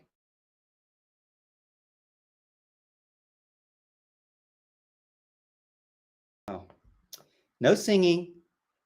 My grandmother, she thought, get Morgan in playing the piano, and that will open up everything, all kinds of doors. I'll be in the orchestra, the symphony. Hands are too small. No, that was guitar. Okay, fingers. I got stubby fingers. And then I told somebody. So I told a friend of mine. I said, I just can't play guitar. Stubby fingers. And the guy said, well, Taylor Swift plays guitar, so that's no excuse. Which, by the way, Taylor Swift's like 7 foot tall. So there's no way she has stubby fingers. But I digress. Played piano, again, finger problem. Got a problem. Actually, though, I did measure from pinky to thumb during the NFL draft. Me and Walt, we were having fun with it because of Kenny Pickett. He's got like the smallest hands on record, and he was made fun of. I actually have larger hands as far as from pinky to thumb than Kenny Pickett. And to be honest with you, I've always struggled throwing a football, like holding onto a full legal regulation size football, NFL. I can confirm this. I got to hold it like right at the tip there. What? I'm just being honest. And I understand where Kenny Pickett's coming from. That's why he has to have the gloves. But it is awkward. And I question whether or not he could be successful in the NFL because from experience, I actually have bigger hands than the guy. I can't do it. He can't. How? Really. Exactly. I can't do it. How can he do it? How is it possible? I've been going through life. I can't play guitar. I can't play piano. This guy's going to be in the NFL with smaller hands? You have got to be kidding me. It's not possible. But Kenny Pickett, here he is. You know what? Proving us all wrong. That's right. He's like the Troy Stellato of quarterbacks. The anti-Morgan Thomas. I don't know. I think he likes me. If he knew about me, he would like me. I'm a likable guy. How am I not likable? I get along with everybody, even people with smaller hands than me. I don't discriminate. NFL players, I love them. They're friends with me. I mean, if I knew any, they would be friends with me. But anyways, I wanted to discuss somebody that would also be friends with me because he's on my intro music, and that is Mr. Primetime Deion Sanders. 1 month in, how do you feel about Deion Sanders? In the heart of Boulder, Colorado, the college football landscape is undergoing a seismic shift under the watchful eye of Deion Primetime Sanders. Coach Prime, as everyone likes to call him, His arrival has been a huge, huge phenomenon. Whether it has been successful or not, we don't know, but he's brought more eyes to Colorado in decades. He's brought more people in the seats in decades. He's brought the television networks. Big Noon was there when they played Southern California. Deion Sanders likes to say, I'm a monument, not a moment. I actually probably could use that for my own show, to be honest. I mean, let's be real. Coach Prime dropped the quote, I'm a monument, not the moment. Those words capture the essence of who he really is and how he feels about himself and how he acts and interacts with people. Now, it rubs a lot of fans the wrong way. They don't really like how confident he is, how over the top he is about how he feels about what he's doing and how he believes in himself. But to be honest with you, I think it's great for college football. And I can see why young men like to be players at Colorado and they want to follow him. To be honest with you, I don't feel like he's a bad leader of men. Now, he could be flashy, but here's the thing about Deion. You can not like everything he does. You can talk about, oh, monument, not a moment. You can talk about we coming, prime time, and all these things. But he has made a transformational change at Colorado. He made a transformational change at the teams that he's been on. He's the only player to be in the World Series and the Super Bowl. Not even Bo Nose did that. And by the way, I was a huge fan of him when he was on the Cowboys and when he was on the Atlanta Braves. And then I found out you really can't be a Cowboys fan because everybody makes fun of you. So I went away from that. Even though they are blue, Ramona, I avoid them because you get made fun of a lot of times being a Cowboys fan. So everybody had to find other things to make fun of you for. Which there's already a lot out there. So I don't need to give people more things to make fun of me about. But Coach Prime's longevity is now being the concern. People are saying, oh, you know what? He's just a flash in the pan. He's an icon, but, you know, for cultural reasons, but he's not going to be a Nick Saban. He's not going to be a Dabo Swinney. He's not going to be that guy. But I'll be honest with you. I think that he has shown that he's a good leader. And to be honest with you, I think that when you look at him, has he really changed over the years, over the decades? If anything, he's not authentic. He is who he is. He hasn't really changed. He's prime time in the 80s. He's prime time now. 30, 40 years later.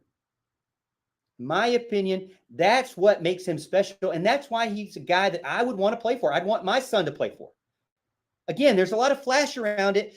And I think that some of that is just necessary to gain hype and to gain eyeballs. And he knows how to play the system. He is the social media influencer before social media. And he brings that movement to wherever he goes. But, you know, do you feel like he still can maintain it through adversity? That's my question. Because now he's gotten the blowout loss to Oregon, and Oregon already told him, hey, we're not buying any of your stuff. They wouldn't have hung 40 plus on him, right? Well, then Southern California, you know, they don't really have a good defense, as we see, and only won by 7, even though they put 48 points up on them. But still, 2 losses back-to-back. Al, we know Deion is progressive. He's transformative. He's a cultural icon. He's a leader of men. Can he sustain it through these losses, through the rebuilding, through the adversity that every coach has to go through? Yeah, I think he can. I think, like you said, he's going to resonate with the young men out there today for sure. And you talked about he has a confidence about him. I think that's fair to say. Most people would say he steps over that line of confidence into cocky. But I tell you, he's always been able to back it up, and that's kind of been what's so special about him. Even back, you know, in his playing days, he was able to be that confident guy. He was able to tell you what he was going to do, and there's nothing you could do about it, basically. And he backed that up on the field, and I think that's why people respect him. And even though, you know, he may be a little more confident than some people like, that if you back it up, people tend to go with it. So I got to be honest, I got so sick of hearing about Colorado and all the things that were going on. So I was certainly one of those that was glad to see the drubbing by Oregon. I thought that was a very welcome sight. But And that's funny because I don't have anything against Deion Sanders other than the fact that he played with the Cowboys, and I don't have anything against Colorado. And I'll tell you this, I was a little encouraged by the loss to Southern Cal because Colorado teams of the past are going to get beat by 40 in that game. And they were down early looking like it was going to be just that, and they came back and made a game of it there at the end. I think they only lost by a touchdown or something like that. So, yeah, Deion's going to have a lot of staying power, in my opinion. Now, when he says we coming and all that kind of stuff, what does that mean? Does that mean they're going to compete with the elites year in, year out? Is that what he's thinking? Or are they coming into an era that's been, one of the best eras in Colorado football? They're going to be a consistent player in the league, a tough out. What does that mean by we coming? And I think that's kind of the separating factor because I don't know that Colorado has what it takes to be elite and stay elite, whether they have a dynamic presence at head coach or not. But I do think they can certainly be have sustained success on a higher level than they've been used to. I do feel like that there's a lot to look forward to with Deion. Now, do you think he can do it and sustain it at Colorado? I mean, they're a team back in the 90s. We're not a bad team. In one national championship, I believe, right? Yeah. So obviously they've had past success. Can it carry over into this new world? I actually feel like that there's a lot to go for with him because, he's in a situation where they're going to be moving back to the Big 12. And I feel like that they're going to be they're obviously at the Big 12 fighting to be one of those power three. If something happens to the ACC, which we feel like it's imminent that we'll hear in the next couple of weeks about what's going on with Clemson and Florida State, maybe. There's some rumors about that. We don't know for sure or not, but I do feel like that Coach Prime can win at Colorado. The thing is, can he recruit? And I actually do believe that he can recruit as well. Honestly, when Travis Hunter went there, I didn't think Travis Hunter was going to Jackson State because of the history there at the school and the university. I think he was going there because of Deion. And I didn't blame him one bit. He had offers. He was the best player in the recruiting class. He had offers from literally everyone. He could have went anywhere. But who wouldn't want to play for Deion? Especially the success he's having with his quarterback, his son, the success he's had with Travis Hunter, playing both ways, kind of being reminiscent of Deion as a younger player. So to me, I mean, I any player for saying, hey, I'd rather play for Deion. I mean, there have been plenty. And that's the thing. A lot of people say, well, you should get this person or that person from the portal. And I say, well, there's some players that already know where they want to go. A lot of people don't want to mention that. They just want to say, well, Clemson can pick and choose players from the portal. Well, that's not reality. The reality is the players can pick and choose where they want to go, especially if they're a proven talent. And it may not always be Clemson. And a lot of times you see players in the portal. There were 3 guys that went to Colorado, and they blatantly said, we're going to be with Coach Prime. And I really don't blame them. And I'm looking forward to seeing what happens. Now, I know, again, he's not everybody's favorite head coach because of how he acts. But if anything, he's not true to himself. He is true to himself. He is. Exactly. You can't blame him for that, whether I say it correctly or not. But when he says this mantra, and he keeps saying it even through the losses, we coming, that's going to be hard to maintain, especially through multiple losses, the we coming thing. Sure. Now, Dabo Swinney likes to talk about best is the standard. And he mentioned this week about how people don't understand best is the standard. Right. They think best is the standard is win every game. And best is the standard is make it to the ACC championship every single year. And best is the standard, get to the playoffs and the national championship every single year. And he reiterated to the fan base and to the media, that's not what best is the standard is. Best is the standard is be the best that you are, that you can be. Every single day, day in, day out, be the best that you can be.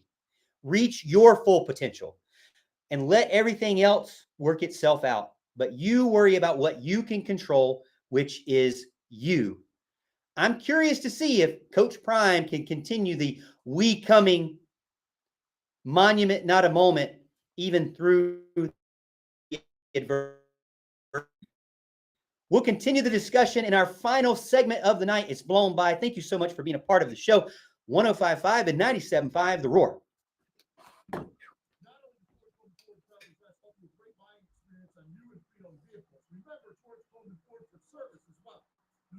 Dylan, ready to jump on here? Yeah. Your time is valuable, so have the service team at George Coleman Ford save you time with their pickup and delivery service. Doing business right for over 90 years, George Coleman Ford.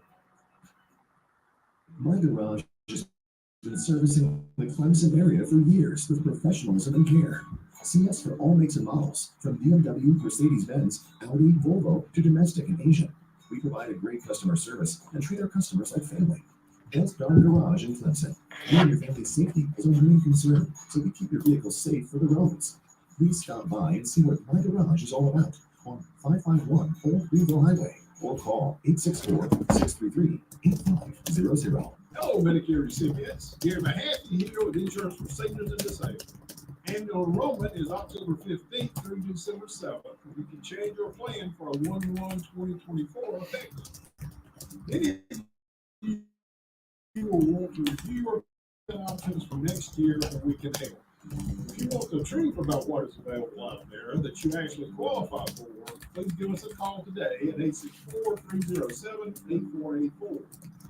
If you are a veteran or have Medicaid as well as Medicare, or get extra help on prescriptions, or are new to Medicare or disability Medicare, or have excellent health and want the most money back in your Social Security check, or just want an opinion on your current plan, we can help.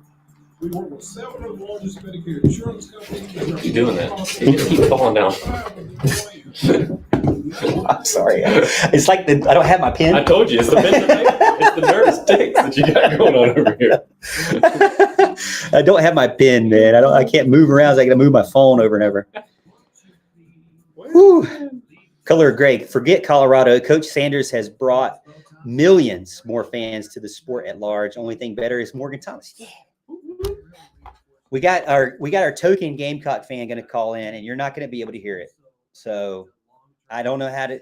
Lawton Swan, a good friend of mine, is going to call me after the show, and he's going to see if we can't figure it out. But I don't know.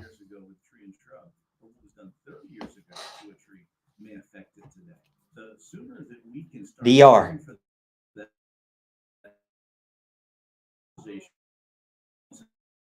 Come on, Gamecock. What are you doing?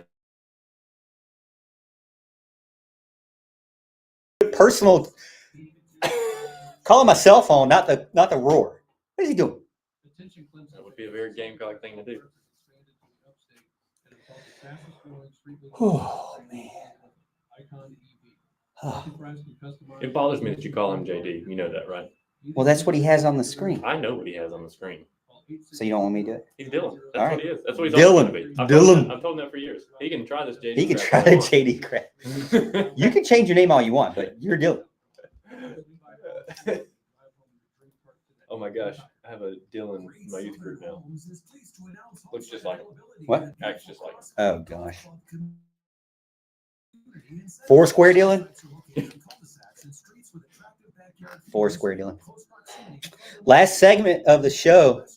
No Coots allowed. Yeah, you're gonna have to tune in on the radio if you want to hear him. He's coming up though. He's coming up.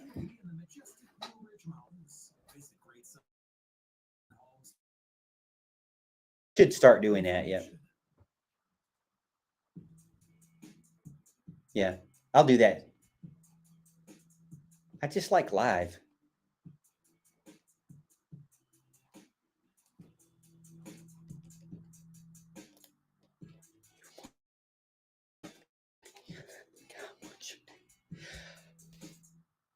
Welcome back in the Morgan Thomas Show on 105.5 and 97.5 The Roar.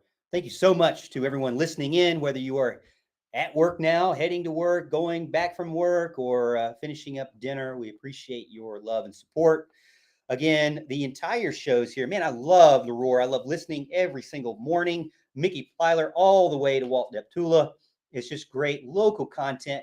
And again, don't let me forget here, Tigers for Tatas going on this month. You can check everything out at theroarfm.com. There'll be plenty of things going on with the contest, with Road Rage, and then the on-location sites. A ton of on-location sites. Embassy Suites, Buff City Soap, Mellow Mushroom, Harrison's Work Gear, Estes and Easley, McCoy, Wright and Anderson, Mr. Knickerbocker, Elkmont Trading. Just so many places that you can go to and check out your local sports talk show hosts and producers and get some really cool swag. You can get some Tigers for Tatas t-shirts, the Roar t-shirts. By the way, this year, Al, have you seen those, right? You got one? I do. I couldn't hear you. I do. Yeah. the Roar t-shirts. I love them. I mean, best shirts ever. And this Tiger Town Graphics there that did those. The Roar hats as well, Hat Flow Co. Nice hats. And then you get stickers. They got stickers. Wait a minute. I didn't know we had stickers. I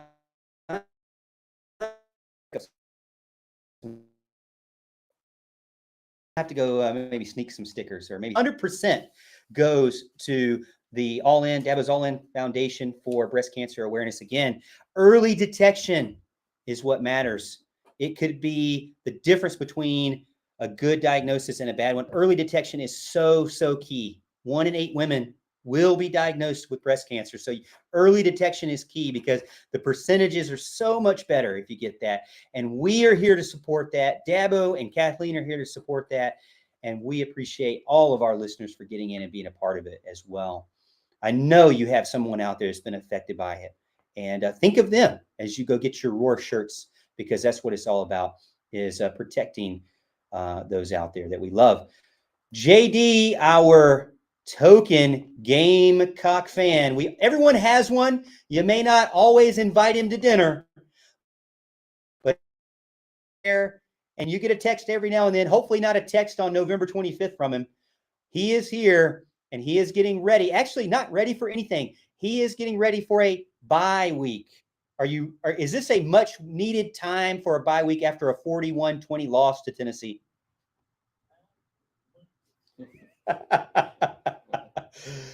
Well, tell us about it. Tell us your thoughts walking out of Knoxville with your head hung in disappointment and despair. 41-20. What happened?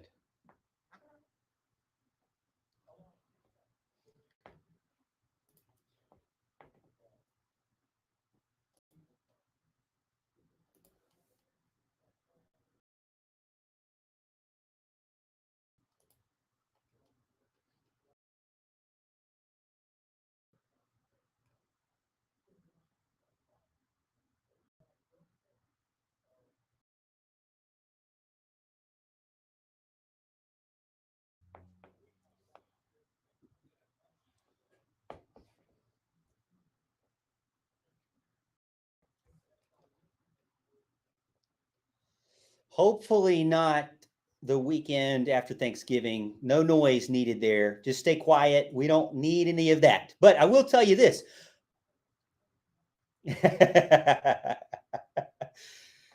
I will tell you this. Bright spot, Mario Anderson, 101 rushing yards. Would you ever believe 1 touchdown, 10 carries, 101 rushing yards? How did that happen? All year, you've been struggling to get over 50 yards rushing. Now, all of a sudden, against Tennessee in an SEC game away from home, 101-yard rusher? How did that happen?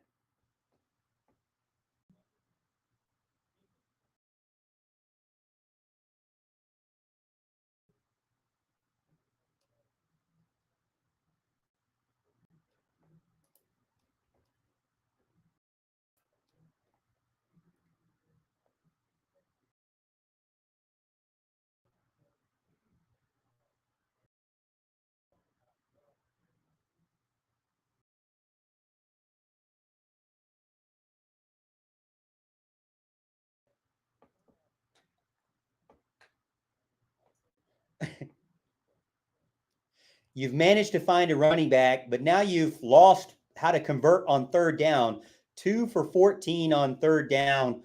What caused the struggle there?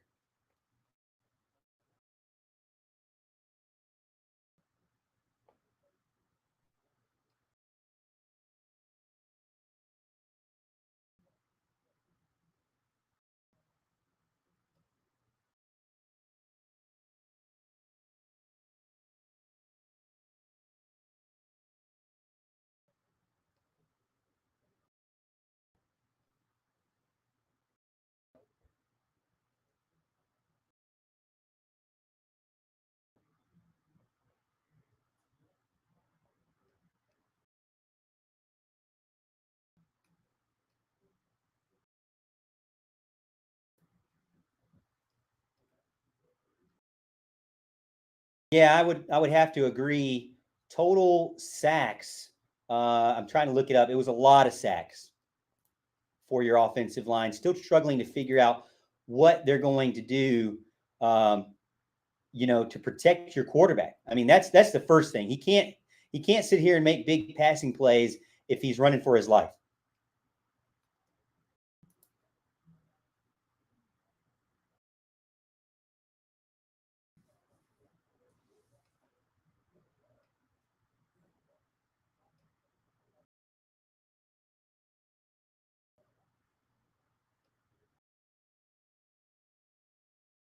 So what's next for the Gamecocks? We're looking 2-3 overall now. Spencer Rattler came out and said, this was Tennessee's Super Bowl because, there was a lot of hype about getting that revenge game from Hendon Hooker's injury and the just massive national upset of Tennessee in your house.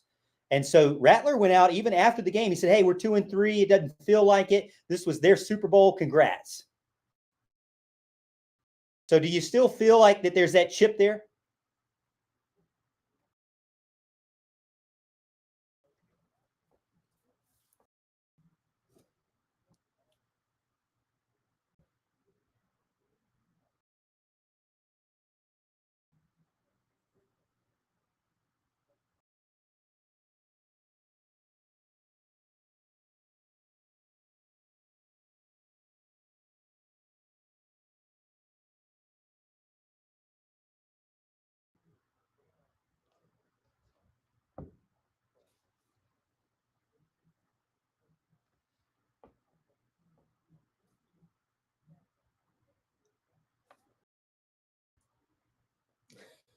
No, it's Wake Forest homecoming. That's it's an ACC game. That's a different W. Maybe close to Winthrop. Maybe a couple miles here and there. I could see where you would get that mixed up. Now you don't play anybody this week, but let me ask you this: you're 2-3. You've got coming up after this bye week, Florida, October 14th, 3:30 game, SEC Network, and then you've got at Missouri, a ranked Missouri, by the way, doing much better than anybody predicted preseason, and then at Texas A&M. Right now, Missouri is 5-0, and they're favored to win according to the analytics. So you've got Florida, at Missouri, at Texas A&M. Walk me through those three games. Is it possible that South Carolina could be 2-6 at the end of October, or is that too negative?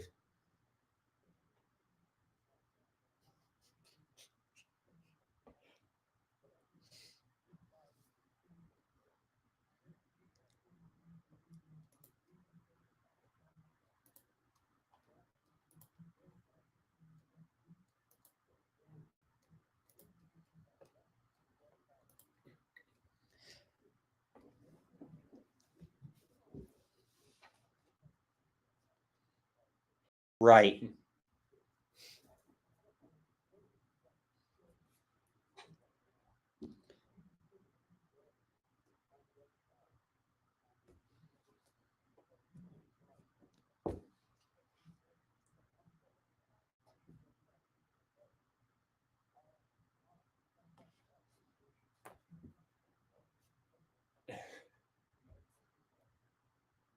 Hey, Dylan, let me ask you something. So you want to talk about Juice Wells, and we all know the talent Juice Wells is, and like you're talking about Leggett, amazing, unbelievable season he's had so far. But you wanted to talk about the offensive line and how bad they have been, how inconsistent they have been, and you'd be right in saying all that. Is it going to matter if you get Wells back if the offensive line can't?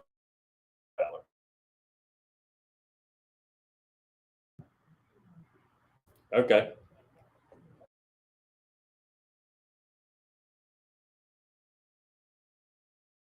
Gotcha. Okay, fair enough. Sure. Well, JD, I appreciate you being a part of the show. Yeah. I appreciate you being a part of the show. We're getting close to the end of the show, so we'll let you go. We hope you have a good night. Thank you again. We love our Gamecock fan. We love our token Gamecock fan here. Even though you're crazy, we love you. And good luck, in your off week. You can't lose this weekend. That's for sure. Tough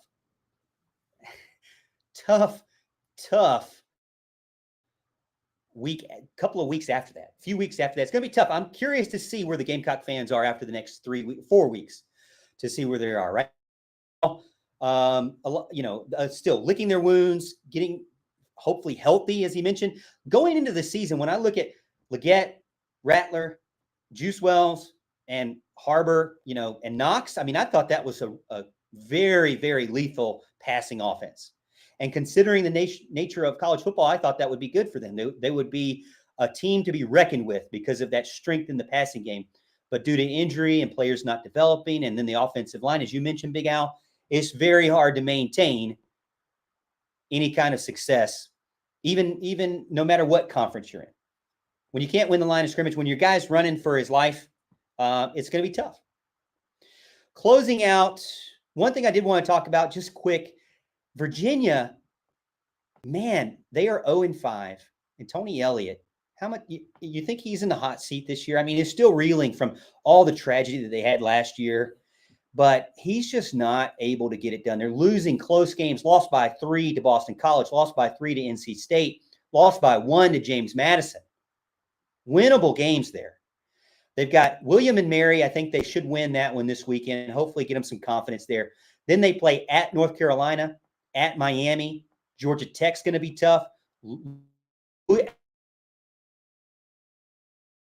Duke and Virginia Tech, honestly, he could lose every game, but he could finish. If they beat William and Mary, that's a 1-win season. That's tough for him. Yeah, no doubt. I think he could definitely be on the hot seat. And I'm on right there as somebody who's saying I always thought Tony Elliott could make a better head coach than an offensive coordinator. And now that's not to say he's not a good head coach. I think the situation he's in Virginia is a very difficult one, especially. I mean, it's Virginia. It's not a powerhouse by any means. I think the transfer portal era hurts him pretty badly. So I think he's got a lot working against him, and it's going to be kind of tough to get him where they want to be. Well, hey, I appreciate everyone getting in. We've got a few seconds left. This is 105.5 and 97.5. The Roar. This is the Morgan Thomas Show. We appreciate those who got in on the text line, the Adams & Co. Roofing text line. We'll be back next week, 7 p.m. to 9 p.m. And a parting note here, just enjoy it because time is not on our side. It's shifting away from us. Hug a loved one. Enjoy that sunset, and we'll see you next week. As always, Tiger fans, we'll see you at the top of the hill. I had a much longer monologue than that, but I'll save it. All right.